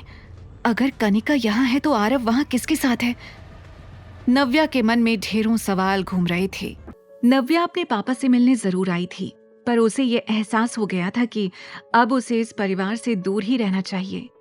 ऋषि ने नव्या से उस रात के बारे में बात करनी शुरू कर दी, जिसके बाद नव्या गुस्से में सच कहने वाली थी। बोलो, क्या कहना चाहती हो तुम? तुम्हारे साथ गलत हुआ मतलब? क्या हुआ था उस रात? ऋषि ने बड़ी क्यूरियोसिटी से पूछा। उसकी आवाज और हाव भाव में एक अलग सी बेचैनी दिखाई और सुनाई दे रही थी। इससे पहले कि नव्या कुछ और कहती, पीछे से कनिका की रोमांटिक सी आवाज आई, बेबी तुम वहां क्या कर रहे हो? ये आवाज सुनते ही नव्या ने खुद को सच बताने से रोक लिया। कनिका का चेहरा देखकर नव्या को याद आ गया कि कैसे उसने ये सब कुछ ऋषि को हासिल करने के लिए किया था। कनिका ने आते ही ऋषि की बाहों में बाहें डाल ली और नव्या की ओर देखकर मुस्कुराने लगी। उसने एक ही पल में नव्या को ये एहसास दिला दिया था कि वो चाहे तो भी ऋषि को सच नहीं बता सकती। बिल्कुल सही वक्त पर आई हो कनिका, हमेशा की तरह, नव्या ने कनिका को टॉन्ट करते हुए कहा। ऋषि को कुछ समझ नहीं आ रहा था क्योंकि अभी भी उसे उसके सवालों का जवाब नहीं मिला था। नव्या, तुम अपनी ही बहन से ऐसे कैसे बात कर सकती हो? हाँ, वो आई है सही वक्त पर। जब तुम नहीं थी तब वो थी मेरे साथ। तुमने जो तोड़ दिया था ना, उसे जोड़ा है कनिका ने। तुम्हें थैंक्स कहना चाहिए उसे। Thanks, why not? Thank you Kanika, Navya ने टॉन्ट में हंसते हुए कहा। मुझे नहीं लगता कि अब तुम्हें मुझसे कोई भी सवाल करने चाहिए। तुम दोनों की सगाई होने वाली है ना? You guys enjoy please and just leave me alone. इतना कहकर नव्या गुस्से में वहां से निकल गई। देखा इसका एटीट्यूड? खैर छोड़ो हनी, हमें भी अपनी एंगेजमेंट पर ध्यान देना चाहिए। वैसे भी दीदी की चिंता करने के लिए डैड हैं। उन्होंने दीदी के बारे में कुछ सोच रखा है। ये कहकर कनिका धीरे से मुस्कुराने लगी। उधर नव्या कैब में बैठकर वापस दादी के घर के लिए निकल गई थी। उसे रह रहकर अपने पापा की बातें याद आ रही थी। नानू नहीं चाहते कि मैं पार्टी में आऊं? आरव ने उदास चेहरे के साथ नव्या को देखते हुए पूछा। उसकी उम्र भले ही कम थी, लेकिन उसे ये तो समझ आ ही गया था कि उसे यहाँ पर दादी के अलावा और कोई भी पसंद नहीं कर रहा था। उसकी ये फीलिंग देखकर नव्या के दिल के टुकड़े हो गए थे। उसने तुरंत आरव को साइड हक किया और प्यार से कहा, मेरा बच्चा, मम्मा आपके बिना किसी पार्टी में जा सकती है क्या? नानू थोड़े गुस्से में थे, इसलिए उन्होंने ऐसा बोल दिया, पर आपको डरने की जरूरत नहीं है। मम्मा जहां भी जाएगी आपको लेकर ही जाएगी। नव्या ने आरव को बहला तो दिया था, लेकिन उसके मन में अभी भी उथल पुथल मची हुई थी। एक तरफ उसे अपने परिवार की नफरत झेलनी थी, तो वहीं दूसरी तरफ उसे आरव के कोमल मन का ध्यान भी रखना था। आई विश ये 2 दिन शांति से बीत जाएं और इस एंगेजमेंट के बाद मैं आरव को लेकर वापस अपनी दुनिया में चली जाऊं, नव्या ने मन में कहा। वो बस इन दिनों के कटने का इंतजार कर रही थी। उसे नहीं पता था कि उसके परिवार ने उसे यहाँ इतनी आसानी से वापस जाने के लिए नहीं बुलाया था। उसे तो भनक भी नहीं थी कि शेखर ने उसके लिए क्या सोच रखा था। नव्या अपनी दादी के घर आराम से रह रही थी और देखते देखते पलक झपकते कब 2 दिन निकल गए उसे पता भी नहीं चला। आज एंगेजमेंट पार्टी थी। शहर के सबसे बड़े 5 star hotel the rising star में ऋषि शेखावत और कनिका सिन्हा की सगाई होने वाली थी। इस होटल का नाम ही ये बताने के लिए काफी था कि शेखावत और सिन्हा बिजनेस वर्ल्ड में किस ओहदे पर थे। यही नहीं, इस पार्टी में देश के जाने माने लोग और बड़े बड़े बिजनेसमैन भी शरीक होने वाले थे, जिनमें से एक थे मिस्टर अहलूवालिया। उनकी उम्र 45 साल थी, इसलिए बिजनेस में उनके इतने सालों के एक्सपीरियंस से हर कोई प्रभावित था। तैयार होने के बाद शेखर ने सबसे पहले ऋषि को अपने कमरे में बुलाया। शेखर अंकल, आपने बुलाया मुझे? ऋषि ने दरवाजे पर नॉक करते हुए कहा। यस, अंदर आओ। और ये अभी तक अंकल अंकल क्या लगा रखा है? Call me dad. शेखर ने मुस्कुराकर कहा। ये सुनकर ऋषि को जरा संकोच जरूर हो रहा था, पर फिर भी उसने हाँ में अपने सिर को हिला दिया। ऋषि, आज का दिन मेरे लिए बहुत इंपॉर्टेंट है। ये शादी सिर्फ शादी नहीं है, बल्कि हमारे फैमिली बिजनेस को मजबूत करने का एक तरीका भी है। मैं आज तुम्हें अपनी सबसे प्रेशियस डॉटर देने जा रहा हूं। आई होप तुम उसका अच्छे से ख्याल रखोगे। शेखर ने सीरियस आवाज में कहा। आप बेफिक्र रहिए डैड, मैं कनिका का पूरा ख्याल रखूंगा। ऋषि ने मुस्कुराकर जवाब दिया। आज पार्टी में हमारे कुछ खास गेस्ट्स आने वाले हैं। मिस्टर अहलूवालिया से मिलने कई लोग आएंगे पार्टी में आज। बड़ी मुश्किल से वो यहाँ आने के लिए राजी हुए हैं। तुम तो जानते ही हो, उनसे रिश्ते बनाने का लोग एक मौका ढूंढते हैं और आज कई लोग इस पार्टी को मौका बना देंगे। ध्यान रहे, उन्हें किसी भी तरह की कोई दिक्कत नहीं होनी चाहिए। शेखर ने कहा। ऋषि शेखर की हर एक बात अच्छे से समझ रहा था। तभी शेखर ने कुछ ऐसा कहा जिसे सुनकर ऋषि का मूड ही खराब हो गया। आज नव्या भी आने वाली है, शेखर ने कहा। आपको लगता है वो आएगी? ऋषि ने हैरानी से पूछा। जरूर आएगी, मैंने बुलाया है उसे। वो मेरी बात नहीं टालेगी। वो मेरे एक फोन पर भागती हुई चंडीगढ़ वापस आ गई। वो इस पार्टी में जरूर आएगी, आई नो। शेखर ने कुछ सोचते हुए कहा। हाँ, बस आज वो कोई प्रॉब्लम ना क्रिएट करे। ऋषि ने गहरी सांस लेते हुए कहा। थोड़ी देर बाद सभी गेस्ट्स वेन्यू पर पहुंचने शुरू हो गए थे। कनिका आज खुशी से फूली नहीं समा रही थी। इस दिन के लिए उसने ना जाने कितने पापड़ बेले थे, इसलिए ये खुशी उससे छुपाए नहीं छुप रही थी। रेड कलर के गाउन में उसका फिगर शादीशुदा मिस्टर सिन्हा को उनकी वाइफ से दूर कर खुद उनसे शादी कर ली थी। क्या पता इसकी बेटी कनिका ने भी वही किया हो नव्या के साथ। आज अगर वो होती तो इस कनिका की तरफ कोई देखता भी नहीं। उसकी पर्सनालिटी के आगे कभी कनिका दिखाई नहीं दी, इसलिए तो जलती है कनिका अपनी बड़ी बहन से। नव्या का तो औरा ही कुछ अलग है। मेहमानों के बीच कनिका और नव्या को लेकर कंपैरिजन हो रहा था।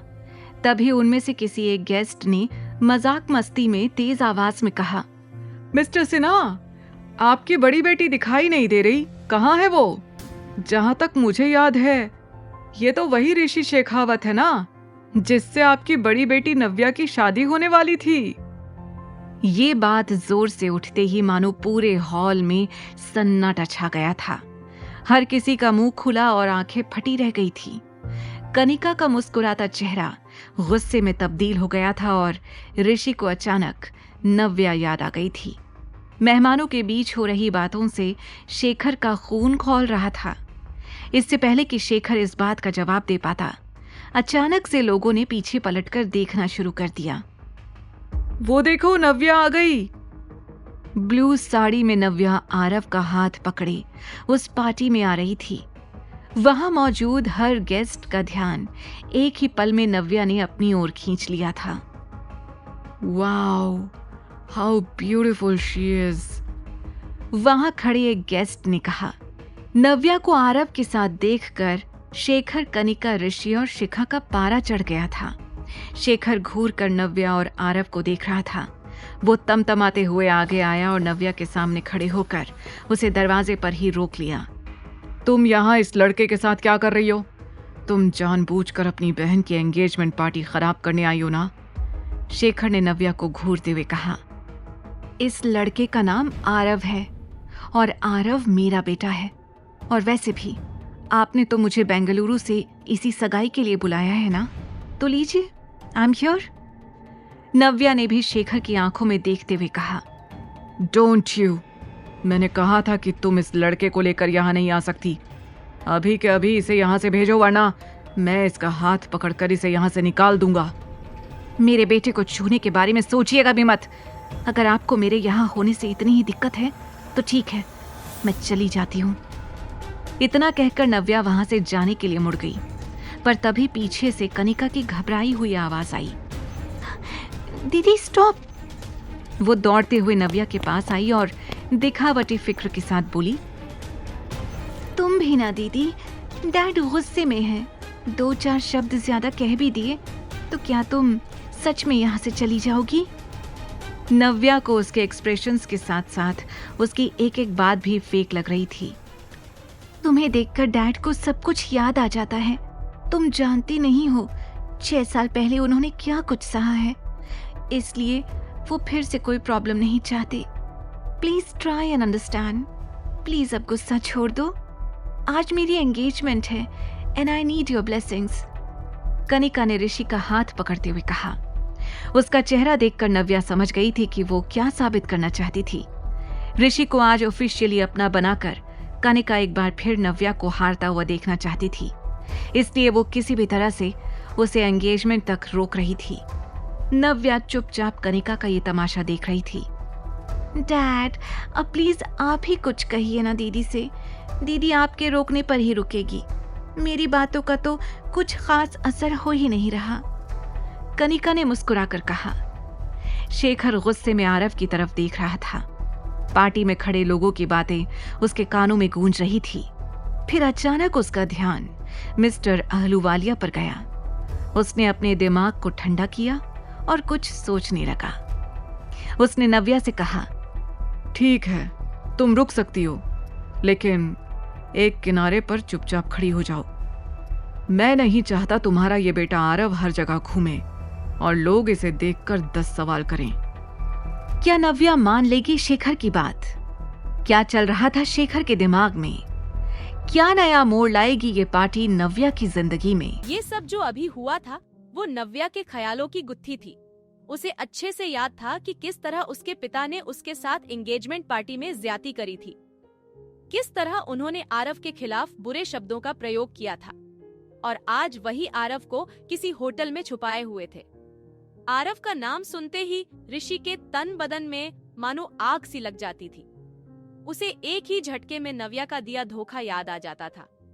I just hate that kid, Rishi ने दांत पीसते हुए चिढ़कर कहा।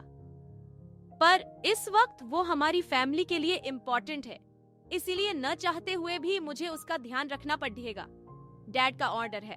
डोंट टेक स्ट्रेस, मैं भी तुम्हारे साथ चलता हूँ, कुछ सोचकर ऋषि ने कहा। सच, तुम चलोगे मेरे साथ? That would be a huge help, Kanika ने कहा और ऋषि को हक कर लिया। इसके बाद दोनों होटल जाने के लिए घर से बाहर निकलने लगे। आरव तक पहुंचने का यही सही मौका है, मुझे जल्द से जल्द इनका पीछा करना होगा, नव्या ने खुद से कहा, और उन दोनों के निकलते ही खुद भी पीछे से बाहर निकलकर आगे वाले गेट पर पहुंच गई। उसने छुपकर कनिका और ऋषि को कार से निकलते हुए देखा और उनके जाते ही तुरंत उसने एक ऑटो कर लिया। कुछ देर बाद उसने देखा ऋषि की कार होटल गैलेक्सी के सामने रुकी। कुछ दूरी पर ही नव्या ने ओमेटो रुकवा दी और वहीं पर उतर गई। वो किसी भी तरह का रिस्क नहीं लेना चाहती थी। आखिरकार बात आरव की थी। उसने उतर के देखा तो सामने एक आलीशान होटल था। नव्या ने उनके पीछे जाने की कोशिश की। वहाँ के स्टाफ मेंबर ने उसे रोक लिया। Excuse me ma'am, can I see your membership card? Staff member ने पूछा। सॉरी, मेरे पास कोई कार्ड नहीं है। उसकी नजर अभी भी ऋषि और कनिका पर थी। Then I am sorry ma'am, हम बिना मेंबरशिप कार्ड के आपको अंदर जाने नहीं दे सकते हैं, स्टाफ मेंबर ने फॉर्मल तरह से कहा। इसी होटल के 5वें फ्लोर पर एक प्रेसिडेंशियल स्वीट था जहां सिर्फ अमीर आकर ठहरते थे। आज इस कमरे में अविनाश अपने डैड रतन आहूजा और मॉम शिरीन आहूजा के साथ डिनर करने के लिए आया था। शिरीन और रतन कुछ समय से बिजनेस के सिलसिले में लंदन थे। कल ही वो लंदन से वापस चंडीगढ़ आए थे, इसलिए वो सबसे पहले अपने बेटे अविनाश के साथ क्वालिटी टाइम स्पेंड करना चाहते थे। तुम्हें हमारे साथ लंदन आना चाहिए था, इट वॉज ग्रेट, शिरीन ने कहा। दिखने में स्मार्ट, एलिगेंट और क्लासी शिरीन हमेशा से वर्किंग थी। लाइफ में सब कुछ हासिल किया था, लेकिन अब उनकी बस एक ही चिंता थी, अविनाश की शादी। आई नो मॉम, लंदन जाकर भी आप मेरा पीछा नहीं छोड़ देने वाली थी। मुझे पता है वहाँ भी किसी न किसी लड़की से मिलवाने का प्लान था आपका, अविनाश ने सैलेड खाते हुए कहा। हाँ तो माँ हूँ तुम्हारी, फिक्र होती है मुझे तुम्हारी। रतन, तुम ही बोलो, मैं क्या कुछ गलत कह रही हूँ? शिरीन ने परेशान होकर कहा। शिरीन, डोंट फोर्स हिम, रतन ने प्यार से कहा। यही वजह है कि ये अब मेरी बात नहीं सुनता। अपने डैड का सपोर्ट जो मिलता है उसे। मॉम प्लीज, अविनाश ने कहा। अभी माना कि पिछले सालों में तुम काफी बिजी थे, इस कंपनी को कहां से कहां पहुंचाया है तुमने, दिन रात मेहनत की तुमने। इस दौरान तुम्हें अपनी लाइफ के बारे में सोचने का टाइम ही नहीं मिला होगा। आई अंडरस्टैंड दैट, लेकिन अब तो सब कुछ स्टेबल है। तुम कंट्री के टॉप बिजनेसमैन में से एक हो, तुम्हारी एक अलग पहचान है। अब तुम्हें आगे के बारे में सोचना चाहिए, शिरीन ने अविनाश को समझाते हुए कहा। एक माँ होने के नाते शिरीन के भी वही अरमान थे जो हर माँ के होते हैं। शिरीन सही कह रही है, company is doing well now. अब तुम्हें अपनी शादी के बारे में सोचना चाहिए। मुझे तो समझ नहीं आता कि अभी तक तुम्हारी कोई गर्लफ्रेंड कैसे नहीं बनी। ये सुनकर अविनाश ने इरिटेट होकर कहा, डैड, मैं शादी करने से मना नहीं कर रहा हूँ, लेकिन मैं ये सिर्फ करने के लिए नहीं करना चाहता। There has to be emotions। Avinash ये कह ही रहा था कि तभी उसकी नजर विंडो से बाहर गई। उसने स्वीट के बाहर जो देखा, उसने उसका ध्यान पूरी तरह से अपनी ओर खींच लिया था।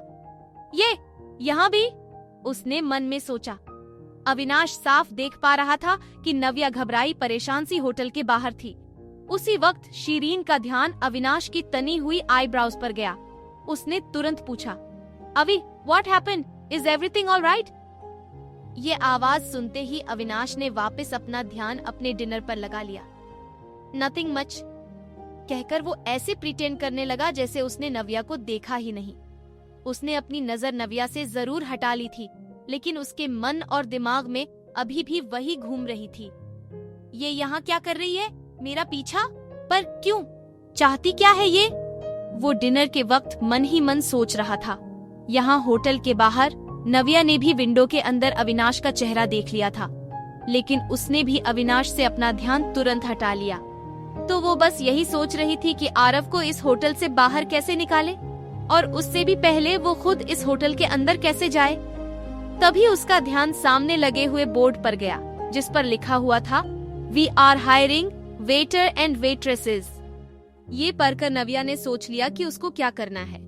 वो तुरंत तेजी से अंदर गई और अंदर जाकर उसने होटल स्टाफ से कहा, मेरे पास यहाँ का मेंबरशिप कार्ड नहीं है, क्योंकि मैं यहाँ वेट्रेस की जॉब के लिए अप्लाई करने के लिए आई हूँ।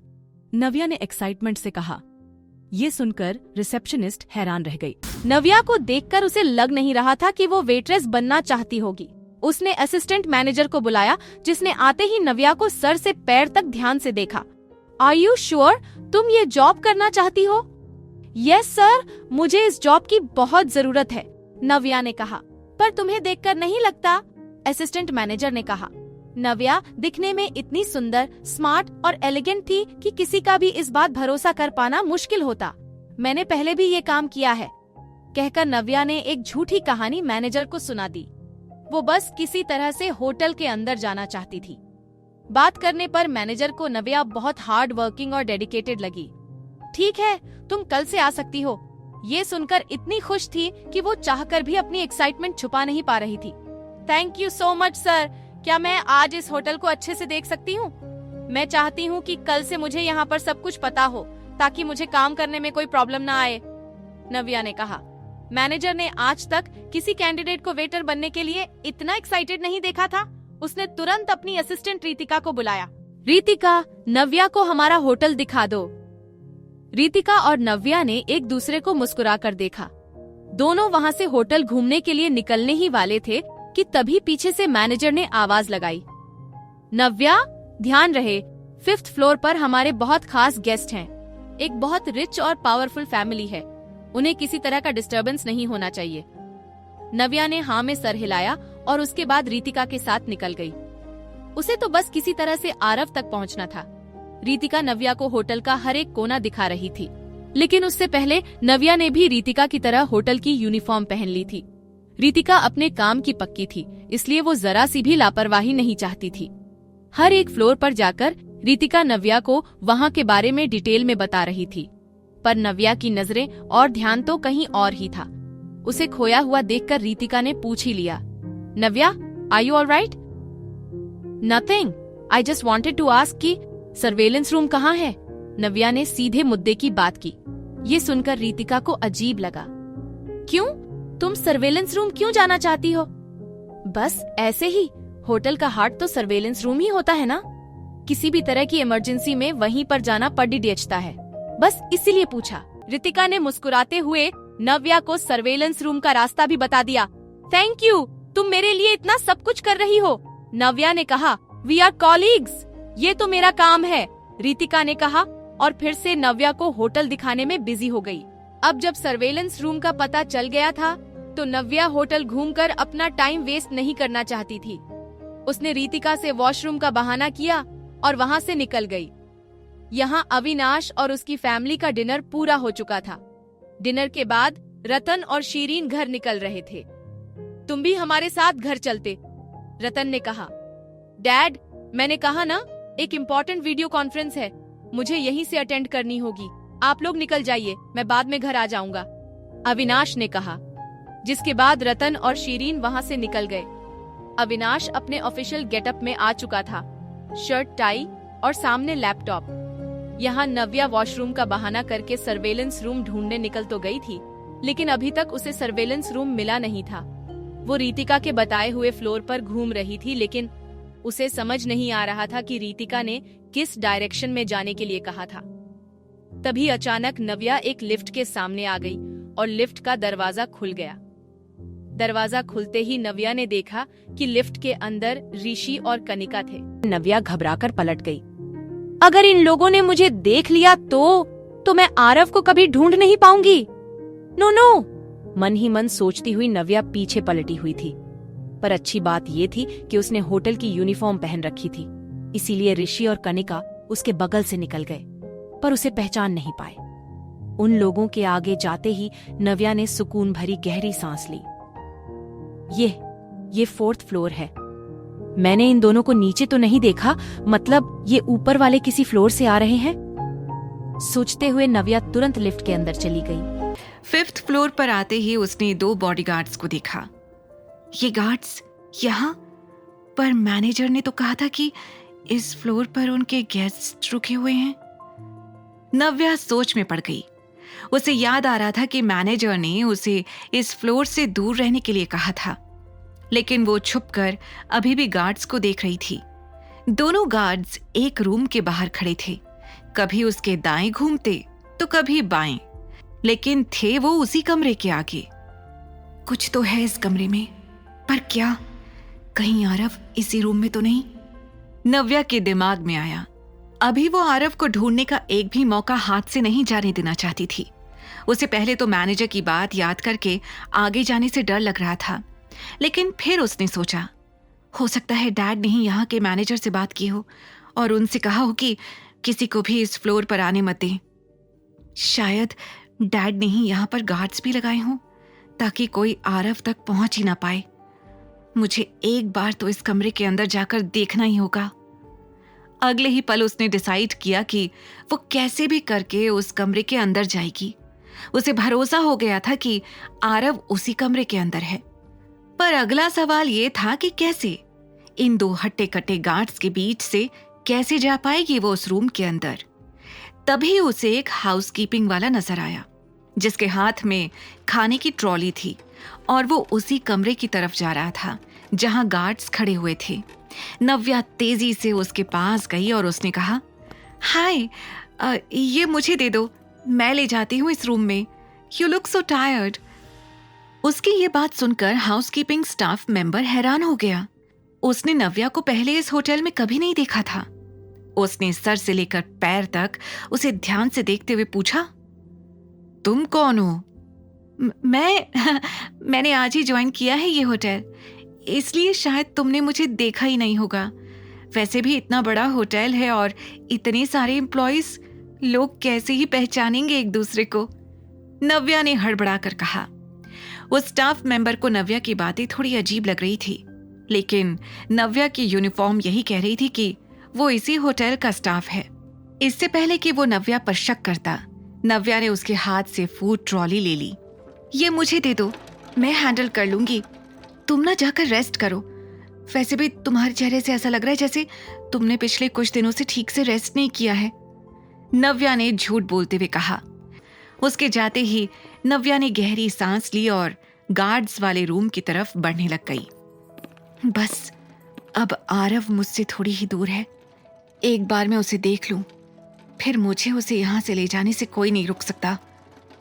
मन में सोचती हुई नव्या गेट तक पहुंची तो वहां खड़े गार्ड्स उसे देखने लग गए। इससे पहले कि वो कुछ पूछते, नव्या ने कहा, डिनर। गार्ड्स ने उसकी यूनिफॉर्म और हाथ में ट्रॉली को देखकर उसे रूम में जाने दिया। जैसे ही वो रूम के अंदर गई, उसने एक बड़ा आलीशान खुशबूदार कमरा देखा जिसमें कोई भी नजर नहीं आ रहा था। आरव कहाँ है? नव्या ने धीरे से खुद से पूछा। उसने खाने की ट्रॉली वहीं पर छोड़ी और कमरे के हर एक कोने में आरव को ढूंढने लग गई। पर उसी वक्त उसे रियलाइज हो गया कि इस कमरे में कोई भी नहीं है। ये कैसे हो सकता है? जब ये कमरा खाली है तो बाहर खड़े वो गार्ड्स खाली कमरे की पहरेदारी कर रहे हैं। वो मन ही मन सोच रही थी।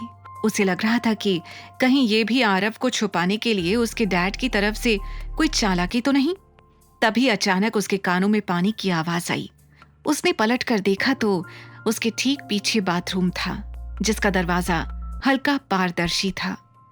उसने देखा कि एक लंबा और गोरा आदमी बाथरूम के अंदर शावर से नहा रहा था। ये नजारा देखते ही नव्या पीछे पलट गई। ओ तेरी, ये मैं कहाँ आ गई? ये तो किसी और का कमरा है। अंदर बाथरूम में जो नहा रहा था उसे बाहर हो रही हलचल की आवाज सुनाई दे गई थी। उसने तुरंत शावर बंद किया। शावर बंद करते ही कमरे में और भी ज्यादा सन्नाटा छा गया था। ये बाहर किस तरह की आवाज हो रही है?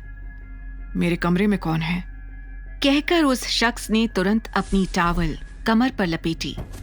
यह नव्या तेजी से उठकर खड़ी हो गई थी और फिर से कमरे से बाहर भाग रही थी। लेकिन जल्दबाजी में एक बार फिर उसका पैर फिसल गया और वो दरवाजे से भिड़ गई। इस बार उसने खुद को गिरने से बचा लिया, लेकिन उसके पैर में चोट आ गई थी। मुझे निकलना होगा जल्द से जल्द। नव्या खुद से बोले जा रही थी, लेकिन तभी बाथरूम का दरवाजा खुला। तुम फिर यहां आ गई? तुम इतनी डेस्परेट हो, मैंने सोचा भी नहीं था। ये आवाज नव्या को जानी पहचानी लग रही थी। उसने पलट कर देखा तो उसके पीछे टॉवल में अविनाश आहूजा खड़ा हुआ था। उसे फिर एक बार अपने सामने देखकर नव्या ने अपना सिर पकड़ लिया। ओह नो, पूरी दुनिया में मुझे इसी का कमरा मिला था अंदर आने के लिए। उसने खुद से इरिटेट होकर कहा। जिस तरह से अविनाश की नजरें उसे घूर रही थी, वो समझ गई थी कि अविनाश जरूर कुछ गलत ही समझ रहा होगा। नव्या ने एक गहरी सांस लेते हुए अंदर आकर कहा, what a coincidence. Yes, what a coincidence miss Navya. Avinash की आवाज में शक और गुस्सा दोनों सुनाई दे रहे थे। नव्या इस वक्त अपनी सफाई देना तो नहीं चाहती थी, लेकिन उसे पता था कि उससे यहां आकर एक बड़ी गलती हो गई थी। वो पूरी तरह से अविनाश की ओर देख भी नहीं पा रही थी। टॉवल में उसे देखकर वो बार बार हेजिटेशन से अपनी नजरें नीचे कर ले रही थी। देखिए मिस्टर आहूजा, अगर मैं आपसे कहूं कि मेरा यहाँ इस तरह से कमरे में आना सिर्फ एक एक्सीडेंट था, तो क्या आप मेरा यकीन करेंगे? नव्या ने घबराई हुई हालत में कहा। यह सुनकर अविनाश को हंसी आ गई। वो धीरे धीरे नव्या के पास आया और उसके कानों के पास आकर गहरी सांस में कहा, हाँ, तुम्हें सच में लगता है मैं तुम्हारा यकीन करूंगा? रियली? मैं तो यहाँ सिर्फ अपने बेटे को ढूंढने के लिए आई थी। बाहर खड़े गार्ड्स को देखकर मुझे लगा कि वो यहाँ इस कमरे में है। आई एम सो सॉरी, नव्या ने घबरा कर कहा। वो बस किसी तरह से अब इस कमरे से निकलना चाहती थी, पर अविनाश को उसकी बातें मजाक से कम नहीं लग रही थी। हाँ, अभी भी अपने बेटे को यूज कर रही हो। Don't you have any shame? अगर मेरे करीब ही आना चाहती थी तो पहले कह देती। आप गलत समझ रहे हैं। मैं आपके पीछे क्यों आऊंगी? मुझे सिर्फ अपना बेटा चाहिए। प्लीज मुझे यहां से जाने दीजिए। मुझे आरव को ढूंढना है, उसने घबरा कर कहा और अपने आप को अविनाश से दूर करने की कोशिश की। लेकिन उससे पहले ही अविनाश ने उसके हाथ को मरोड़कर पीछे कर दिया। देखिए मिस्टर, मैं इस कमरे में गलती से आ गई और इसके लिए मैंने आपको सॉरी भी कह दिया है। अब इसके आगे आप क्या सोचते हैं और क्या नहीं, मुझे इससे कोई फर्क नहीं पड़ता है। इतना कहकर नव्या ने इस बार अपने दोनों हाथों की ताकत से अविनाश को जोर से पीछे की ओर धक्का दिया और खुद से दूर कर दिया। अविनाश के पीछे हटते ही नव्या ने रूम का दरवाजा खोला और बाहर निकल गई। अविनाश उसे घूर कर देख रहा था। अंदर ही अंदर उसके गुस्से का उबाल और बढ़ता जा रहा था। ये तुमने ठीक नहीं किया मिस नव्या। उसने तुरंत अपने कपड़े पहने और बाहर निकल गया। बाहर खड़े गार्ड्स ने अविनाश को देखते ही उसे ग्रीट किया। तुम लोगों ने एक लड़की को यहां से निकलते हुए देखा?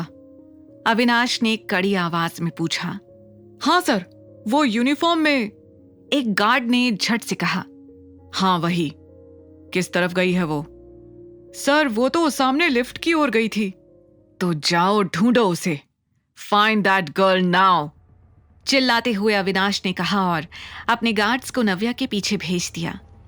यहां नव्या ने लिफ्ट के ठीक बगल वाली सीढ़ी ली और भागते हुए नीचे वाले फ्लोर पर आ गई। जैसे ही उसने देखा कि अब उसके पास कोई नहीं है और वो पूरी तरह से सेफ है, उसने अपना सिर पीछे दीवार की ओर टिकाया और गहरी सांस लेने लगी। मैं कहाँ फंस गई थी? आरव अगर उस कमरे में नहीं था तो कहाँ होगा? कहाँ ढूंढूंगी मैं उसे इतने बड़े होटल में?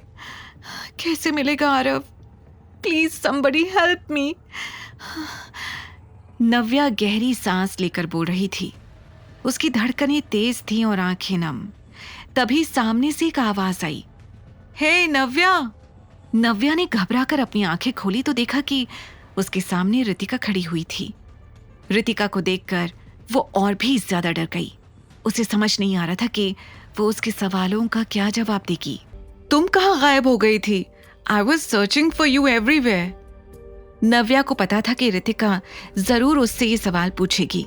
नव्या ने कुछ सोचा और कहा, वो मैं वॉशरूम गई और उसके बाद रास्ता ही भूल गई। इतना बड़ा होटल है, सारे फ्लोर्स एक जैसे, मैं बहुत कंफ्यूज हो गई थी। नव्या, इसीलिए तो मैंने तुम्हें साथ रहने के लिए कहा था। एनीवेज, अब तुम इधर उधर मत जाना और मेरे साथ ही रहना। याद है ना मैनेजर सर ने क्या कहा था? प्रेसिडेंशियल स्वीट में हमारे सबसे ज्यादा खास गेस्ट हैं। अगर उन्हें किसी भी तरह का डिस्टर्बेंस हुआ तो सर किसी को नहीं छोड़ेंगे। आज ही तुमने ज्वाइन किया है, आज ही वापस जाना चाहती हो क्या? रितिका ने नव्या को समझाया। अब मैं रितिका को कैसे बताऊं कि मैं उसी खास मेहमान के कमरे से आ रही हूं? नव्या घबराई हुई मन ही मन सोच रही थी, कहाँ खो गई? चलें बाकी का होटल देखने, रितिका ने कहा और आगे की ओर चलने लग गई। मैं ज्यादा देर तक रितिका के साथ नहीं रह सकती। इसकी ड्यूटी खत्म होने के बाद मुझे भी यहां से जाना पड़ेगा, पर उससे पहले मुझे आरव को ढूंढना है। नव्या खुद से बोलते हुए रितिका के साथ आगे बढ़ती जा रही थी। उधर अविनाश के बॉडीगार्ड्स नव्या के बारे में पता लगाकर वापस अविनाश के पास दौड़ते हुए आ गए। उनको देखते ही अविनाश ने पूछा, कुछ पता चला उसका? हाँ सर, एक अपडेट है। उस लड़की ने आज ही ये होटल ज्वाइन किया है। She is a waitress here और वो अपनी एक कोलीग के साथ होटल चेकआउट कर रही है, बॉडीगार्ड ने कहा। यह सुनकर अविनाश कंफ्यूज्ड हो गया। नव्या को देखकर उसे ऐसा कभी नहीं लगा था कि उसे कभी इस तरह की जॉब करनी पड़ सकती है। उसे कुछ समझ नहीं आ रहा था। वेट्रेस? पर क्यों? अविनाश खुद से पूछ रहा था। वो ये सोच ही रहा था कि तभी उसे एक जोर की आवाज आई। ये आवाज किसी भारी सामान के गिरने की थी। What's that? अविनाश ने हैरानी से पूछा। उसके साथ साथ उसके बॉडीगार्ड्स भी एक दूसरे का मुंह देख रहे थे। उन तीनों को वो आवाज बड़ी अजीब लगी। उनमें से एक बॉडीगार्ड ने बाहर जाकर चेक किया, लेकिन उसे कोई भी नजर नहीं आया। वो अंदर आकर ये बात अविनाश को बताने ही वाला था कि तभी एक और आवाज आई। इस बार ये आवाज कांच के गिरने की थी। इस बार अविनाश को लगा कि आसपास सच में कुछ गड़बड़ है। यह आवाज शायद पास वाले रूम से आ रही है। जाओ जाकर चेक करो और समझाओ उन्हें कि जब इतने बड़े होटल में रहना नहीं आता तो आते क्यों हैं। अविनाश ने गुस्से में अपने बॉडीगार्ड्स को बाहर भेज दिया। गार्ड्स तुरंत पास वाले रूम के बाहर खड़े हो गए। उन्हें अभी भी अंदर से सामान गिरने और किसी के चिल्लाने की आवाज आ रही थी। उन दोनों ने एक दूसरे को देखा और फिर डोर बेल बजा दी। बेल की आवाज सुनते ही अंदर एक आदमी ने डोर के फिश आई से झांक कर देखा। बाहर हट्टे कट्टे बॉडीगार्ड्स को देखकर वो डर गया। उसने तुरंत अंदर से चिल्लाते हुए कहा, क्या है? बाहर कौन है? अंदर क्या कर रहे हो? ये आवाजें कैसी हैं? तुम्हें पता भी है तुम्हारे बगल वाले रूम में कौन रह रहा है? शांति से रहो और दूसरों को भी रहने दो। अविनाश के गार्ड्स ने अंदर वाले आदमी को जोर से डांटते हुए कहा। जैसे ही गार्ड्स वापस अविनाश के कमरे की ओर जाने लगे, उन्हें एक बच्चे की आवाज आई। छोड़ो मुझे, जाने दो मुझे। मेरे पापा आकर तुम लोगों को बहुत मारेंगे। मेरे पापा बहुत पावरफुल हैं। बच्चे की आवाज इतनी तेज थी कि इस बार अविनाश को भी सुनाई दे गई थी। इससे पहले कि बॉडीगार्ड्स अंदर जाते, अविनाश कमरे से बाहर आ गया। उसने घबराई हुई आवाज में पूछा, ये आवाज तो जानी पहचानी सी लग रही है। कहां से आ रही है ये आवाज? सर, इस कमरे से। हमने समझाया इन्हें, लेकिन ये चुप होने का नाम ही नहीं ले रहे हैं। बॉडीगार्ड्स ने डरते हुए कहा। ये सुनते ही अविनाश के दिमाग की घंटी बजने लगी। उसे नव्या की बात याद आ गई, जब उसने कहा था कि आरव गायब है। वो बिना और कुछ सोचे बगल वाले रूम के बाहर आ गया और जोर से नॉक करने लगा। दरवाजा खोलो, कौन है अंदर? अविनाश ने गुस्से से चिल्लाते हुए कहा। उसके चेहरे पर अब आरव के लिए फिक्र साफ दिखाई दे रही थी।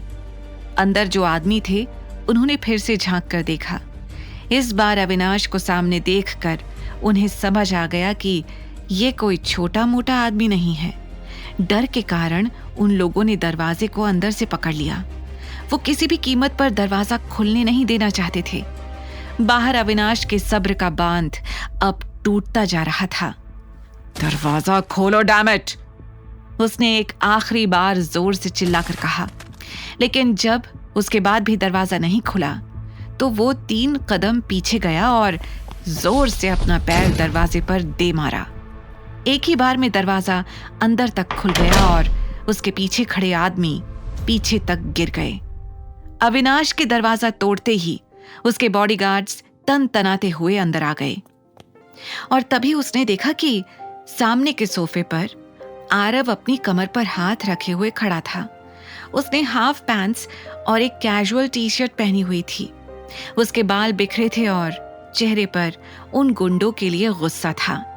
जैसे ही उसने अविनाश को देखा, खुशी से चिल्ला पड़ा, पापा आप आ गए। आरव को देखकर अविनाश का दिल पसीज गया था। यहाँ इन गुंडों के बीच, इसका मतलब है कि नव्या सही कह रही थी। उसे सच में मेरी हेल्प चाहिए थी और मैं उसे गलत समझता रहा। वो आरव का सर सहलाते हुए सोच रहा था। आरव, ये सब हुआ कैसे? तुम यहाँ क्या कर रहे हो? इन लोगों के साथ? कौन है ये लोग?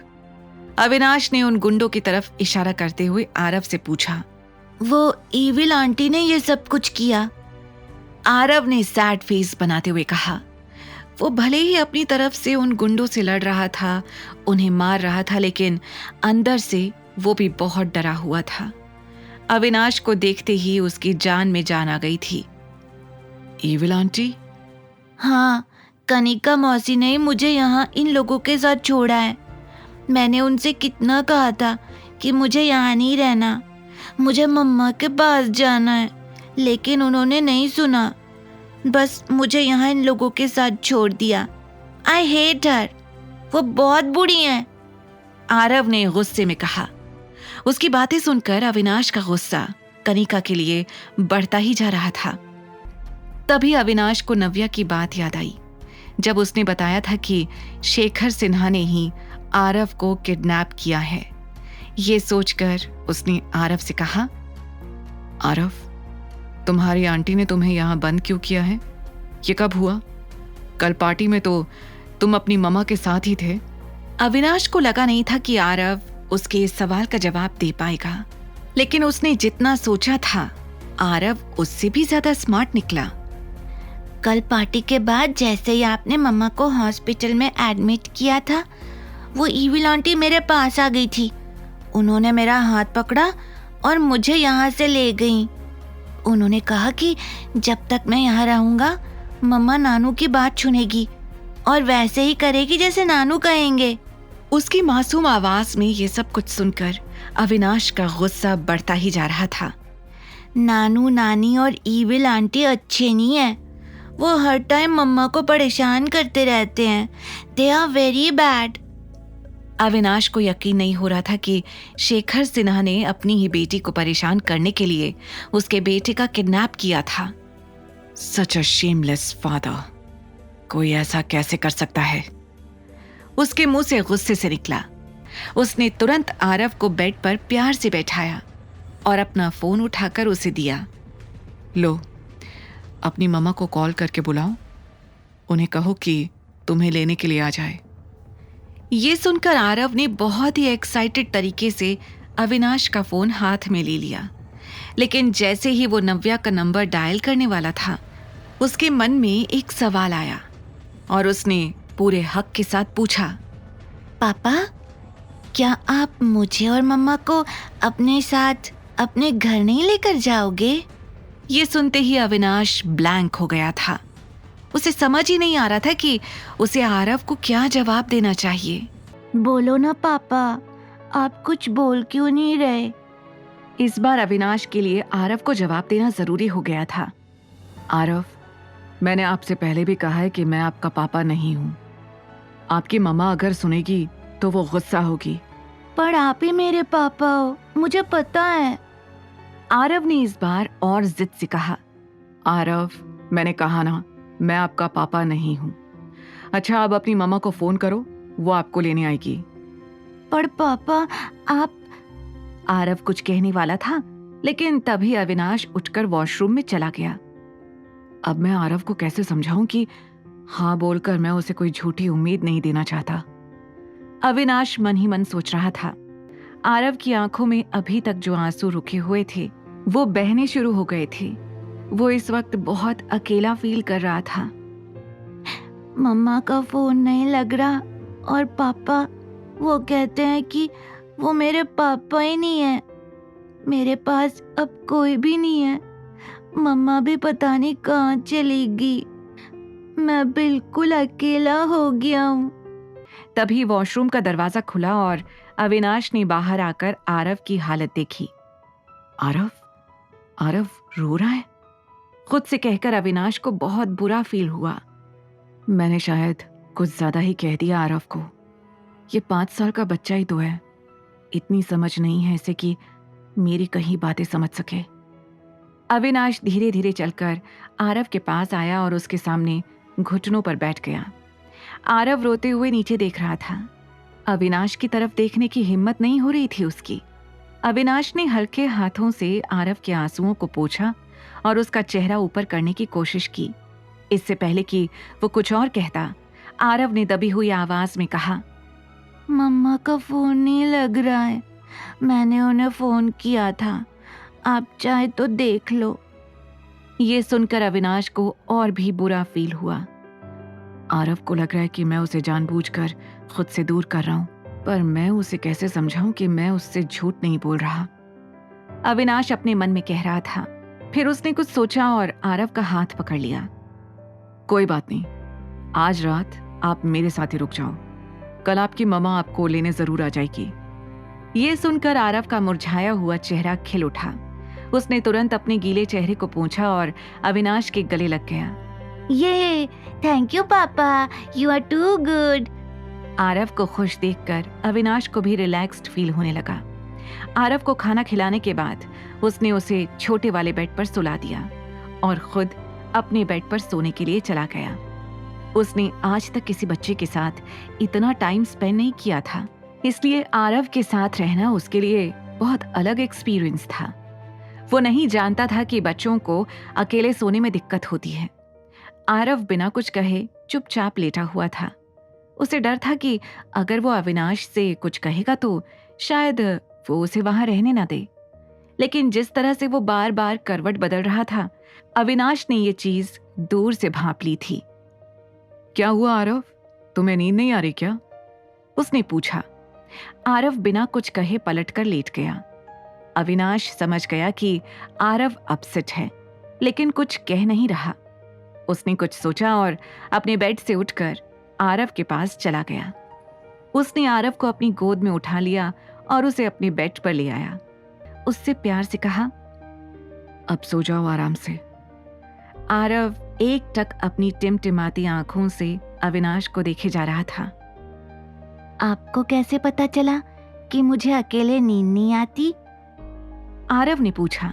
ये सुनकर अविनाश ने उसे मुस्कुराकर देखा और कहा, बस चल गया, अब तुम सो जाओ। ये क्या हो रहा है मुझे?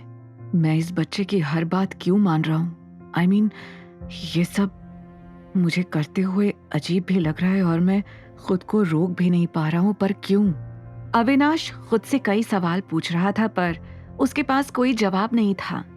उधर रात भर आरव को याद करते हुए नव्या को एक पल भी नींद नहीं आई थी।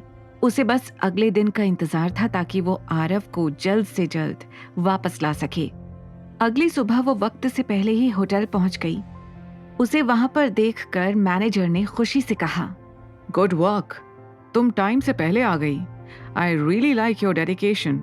इसलिए मैं तुम्हें बड़ी जिम्मेदारी दे रहा हूँ। हमारे टॉप फ्लोर पर VIP गेस्ट्स हैं, वहां पर तुम ड्यूटी करोगी।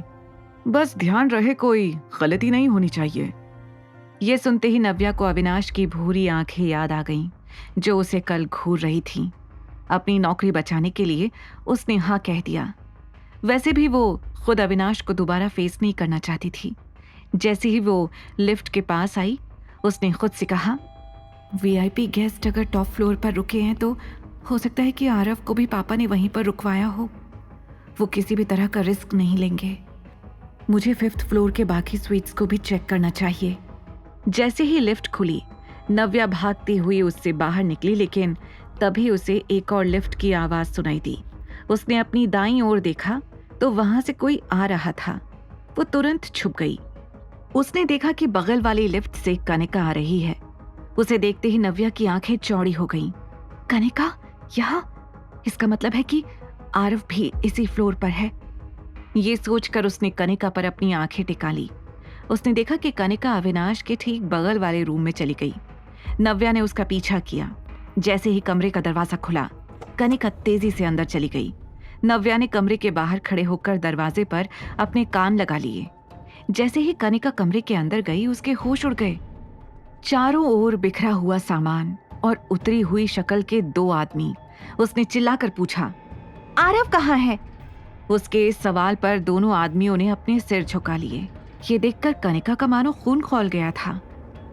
अरे कुछ बोलो, आरव कहाँ है? उन दोनों आदमियों ने एक दूसरे को डरते हुए देखा। वो कुछ कह पाते उससे पहले ही उन्हें अविनाश का चेहरा याद आ गया।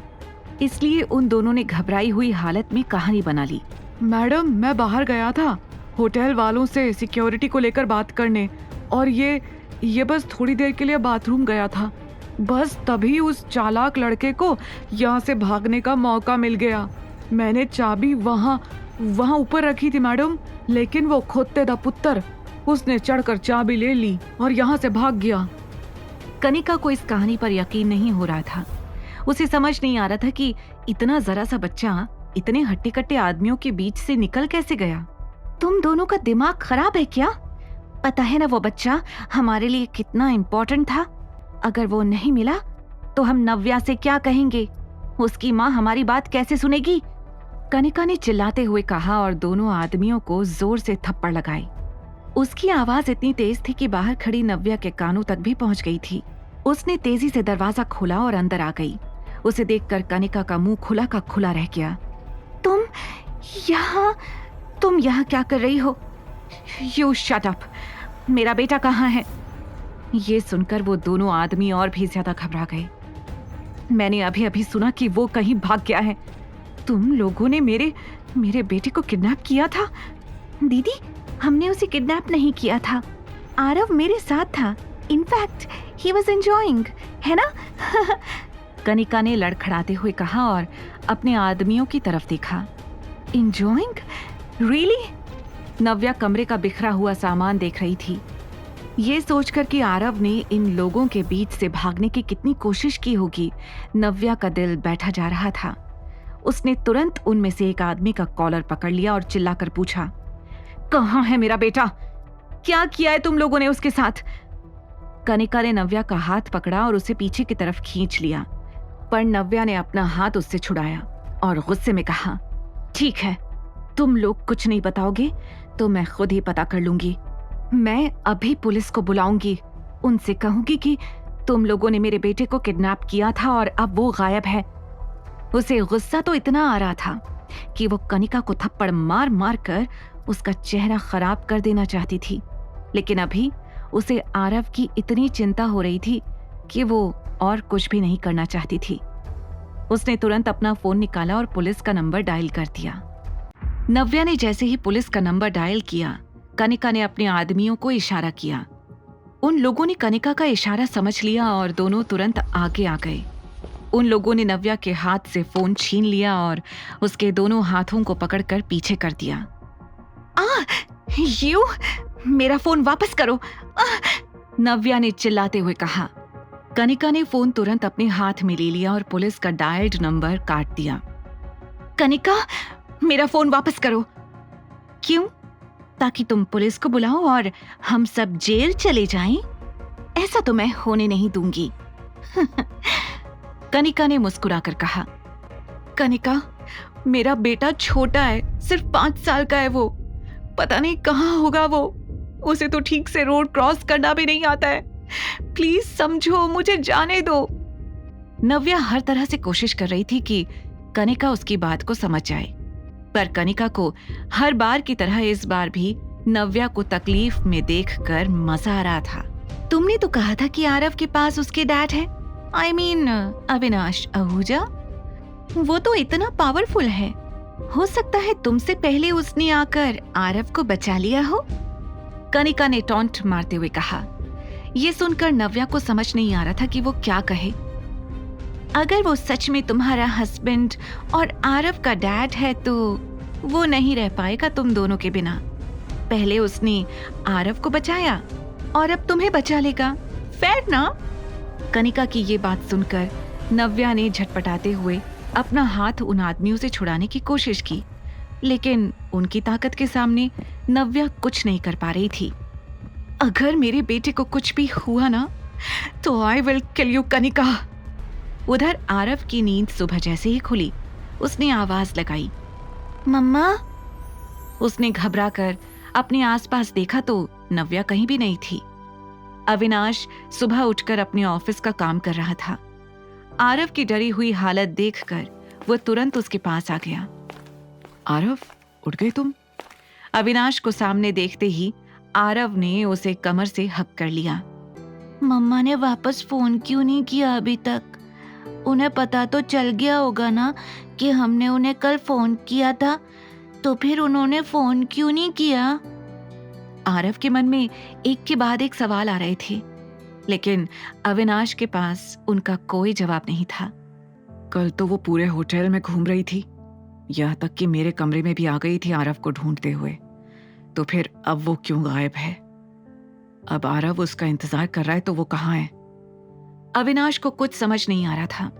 उसने तुरंत ही अपने बॉडीगार्ड्स को अंदर बुलाया और स्ट्रिक्ट ऑर्डर्स देते हुए कहा, पता करो नव्या कहाँ है। तुम लोग कह रहे थे कि उसने ये होटल ज्वाइन कर लिया है। पता करो आज वो आई है या नहीं, और अगर नहीं आई है तो कहाँ है वो? ये सुनकर उसके बॉडीगार्ड्स तुरंत काम पर लग गए। सर, हम लोगों ने होटल के मैनेजर से भी बात की और यहाँ के सर्विलेंस कैमरास भी देखे। हमें पता चला है कि मिस नव्या सुबह होटल आई थी, लेकिन कनिका सिन्हा और उनके आदमियों ने मिस नव्या को किडनैप कर लिया है।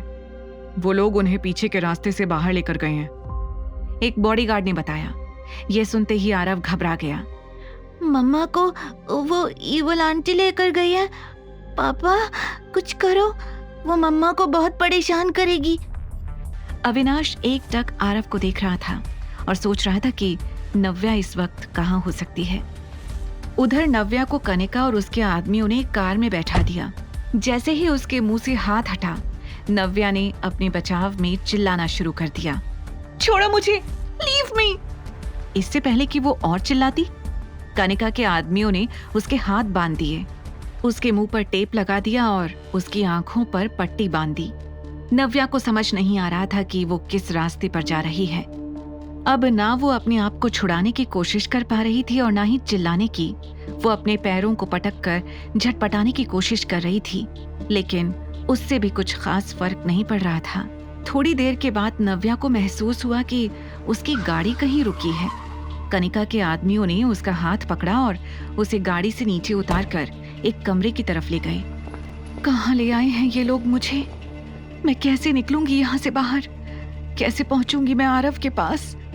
नव्या मन ही मन सोचकर घबरा रही थी, लेकिन वो कुछ भी कह नहीं पा रही थी। कुछ देर बाद उसे किसी के आने की आहट सुनाई दी। जैसे ही उसकी आंखों से पट्टी हटी, रोशनी से उसकी आंखें चुंधिया गईं। उसने जैसे ही अपनी आंखें खोली तो सामने कनिका खड़ी थी। उसे देखकर नव्या तेजी से झटपटाने लगी, जैसे वो बहुत कुछ कहना चाहती हो। कनिका ने मुस्कुराते हुए धीरे से उसके मुंह से टेप निकाला। नव्या को जोर से खांसी आ गई। ये तुम कहाँ ले आई हो मुझे? ये तो सिन्हा पैराडाइज का आउट हाउस है ना? क्या करना चाहती हो तुम? मुझे जाने दो, मुझे आरव को ढूंढना है। चिल्ला चिल्ला कर नव्या का चेहरा पूरा लाल हो गया था। उसकी बेचैनी और घबराहट देखकर कनिका को बहुत खुशी मिल रही थी। इस तरह हाथ पैर पटकने का कोई फायदा नहीं है। यहाँ पर सिक्योरिटी बहुत टाइट है, तुम चाहकर भी यहाँ से भाग नहीं पाओगी। और वैसे भी तुम्हें यहाँ से क्यों ही जाना है? वो है ना तुम्हारा आशिक, the business tycoon, the handsome Avinash Ahuja. वो आएगा तुम्हें ढूंढते हुए। जैसे उसने तुम्हारी बेटी को बचाया होगा, अब वो तुम्हें बचाएगा। कनिका ने इतराते हुए अपने बालों को सही करते हुए कहा, आज मैं देखना चाहती हूँ कि वो अविनाश आहूजा तुम्हारे लिए क्या कर सकता है। मैं भी तो देखूं कितना गहरा है तुम्हारा रिश्ता। उसने मन में कहा और मुस्कुराने लगी। नव्या को कुछ समझ नहीं आ रहा था। उसे पता था कि अगर उसने अपने और अविनाश के रिश्ते के बारे में कनिका के सामने सच कह दिया तो बहुत गड़बड़ हो जाएगी, और अगर नहीं कहा तो उसकी उम्मीदें और भी बढ़ती जाएंगी। उसके चेहरे पर परेशानी देखकर कनिका ने अंदाजा लगाना शुरू कर दिया कि कोई बात तो जरूर है। क्या हुआ? क्या सोच रही हो? यही कि अविनाश आएगा या नहीं? ये सुनकर नव्या घबरा गई। अगर वो सच में तुम्हारा हस्बैंड है तो वो जरूर आएगा यहाँ पर, और अगर तुमने हम लोगों से झूठ बोला है तो बात अलग है। जैसे ही कनिका ने ये बात कही, नव्या की नजरें झुक गई। वेट, क्या तुमने हम लोगों से झूठ कहा है? अविनाश आहूजा तुम्हारा हस्बैंड और आरव का डैड नहीं है? तुम अभी तक हम लोगों को धोखा दे रही थी। कनिका ने एक के बाद एक कई सवाल करने शुरू कर दिए। ऑफ कोर्स नॉट, नव्या ने घबरा कर कहा। ठीक है फिर, अगर ये सच है तो आने दो उसे, अब वही बचाएगा तुम्हें और तुम्हारे बेटे को। इतना कहकर कनिका ने अपना चश्मा पहना और वहां से जाने लगी। नव्या उसके पीछे से चिल्लाती रही, उसे जाने देने की भीख मांगती रही, लेकिन कनिका ने उसे पलटकर भी नहीं देखा। तभी नव्या ने एक और शख्स को वहां आते हुए देखा। वो शख्स कोई और नहीं बल्कि शेखर था। उसने आते ही कनिका से सवाल किया, ये सब क्या है? आरव कहाँ है? मैंने तुमसे आरव का ध्यान रखने के लिए कहा था ना। मैं आपकी बेटी हूँ, आरव मेरा बच्चा है, आपको उसकी जरा भी चिंता नहीं है? नव्या ने चिल्लाते हुए कहा, लेकिन शेखर का ध्यान उस पर जरा भी नहीं था। ऐसा लग रहा था जैसे वो जानबूझकर नव्या को इग्नोर करने की कोशिश कर रहा हो। कनिका, इससे कह दो अगर ये और कुछ झेलना नहीं चाहती तो अविनाश आहूजा को हमारा बिजनेस पार्टनर बनने के लिए मना ले, नहीं तो यहीं सड़ती रहे। शेखर ने नव्या की तरफ बिना देखे ये बात कही और वहां से दन दनाते हुए निकल गया। सुना ना तुमने पापा ने क्या कहा? कनिका भी इतरा कर वहां से निकल गई। शेखर जैसे ही आउट हाउस से बाहर आया, उसका इंतजार शिखा कर रही थी। उसने कनिका को मुस्कुराकर देखा और फिर फेक चिंता जताते हुए शेखर के कंधे पर अपना हाथ रखकर कहा, हानी, इस लड़की ने बहुत परेशान कर दिया ना तुम्हें। सोचा था 6 साल बाद आएगी तो सुधर जाएगी। एनीवेज, तुम्हें नहीं लगता कि हम नव्या से कुछ ज्यादा ही उम्मीद कर रहे हैं?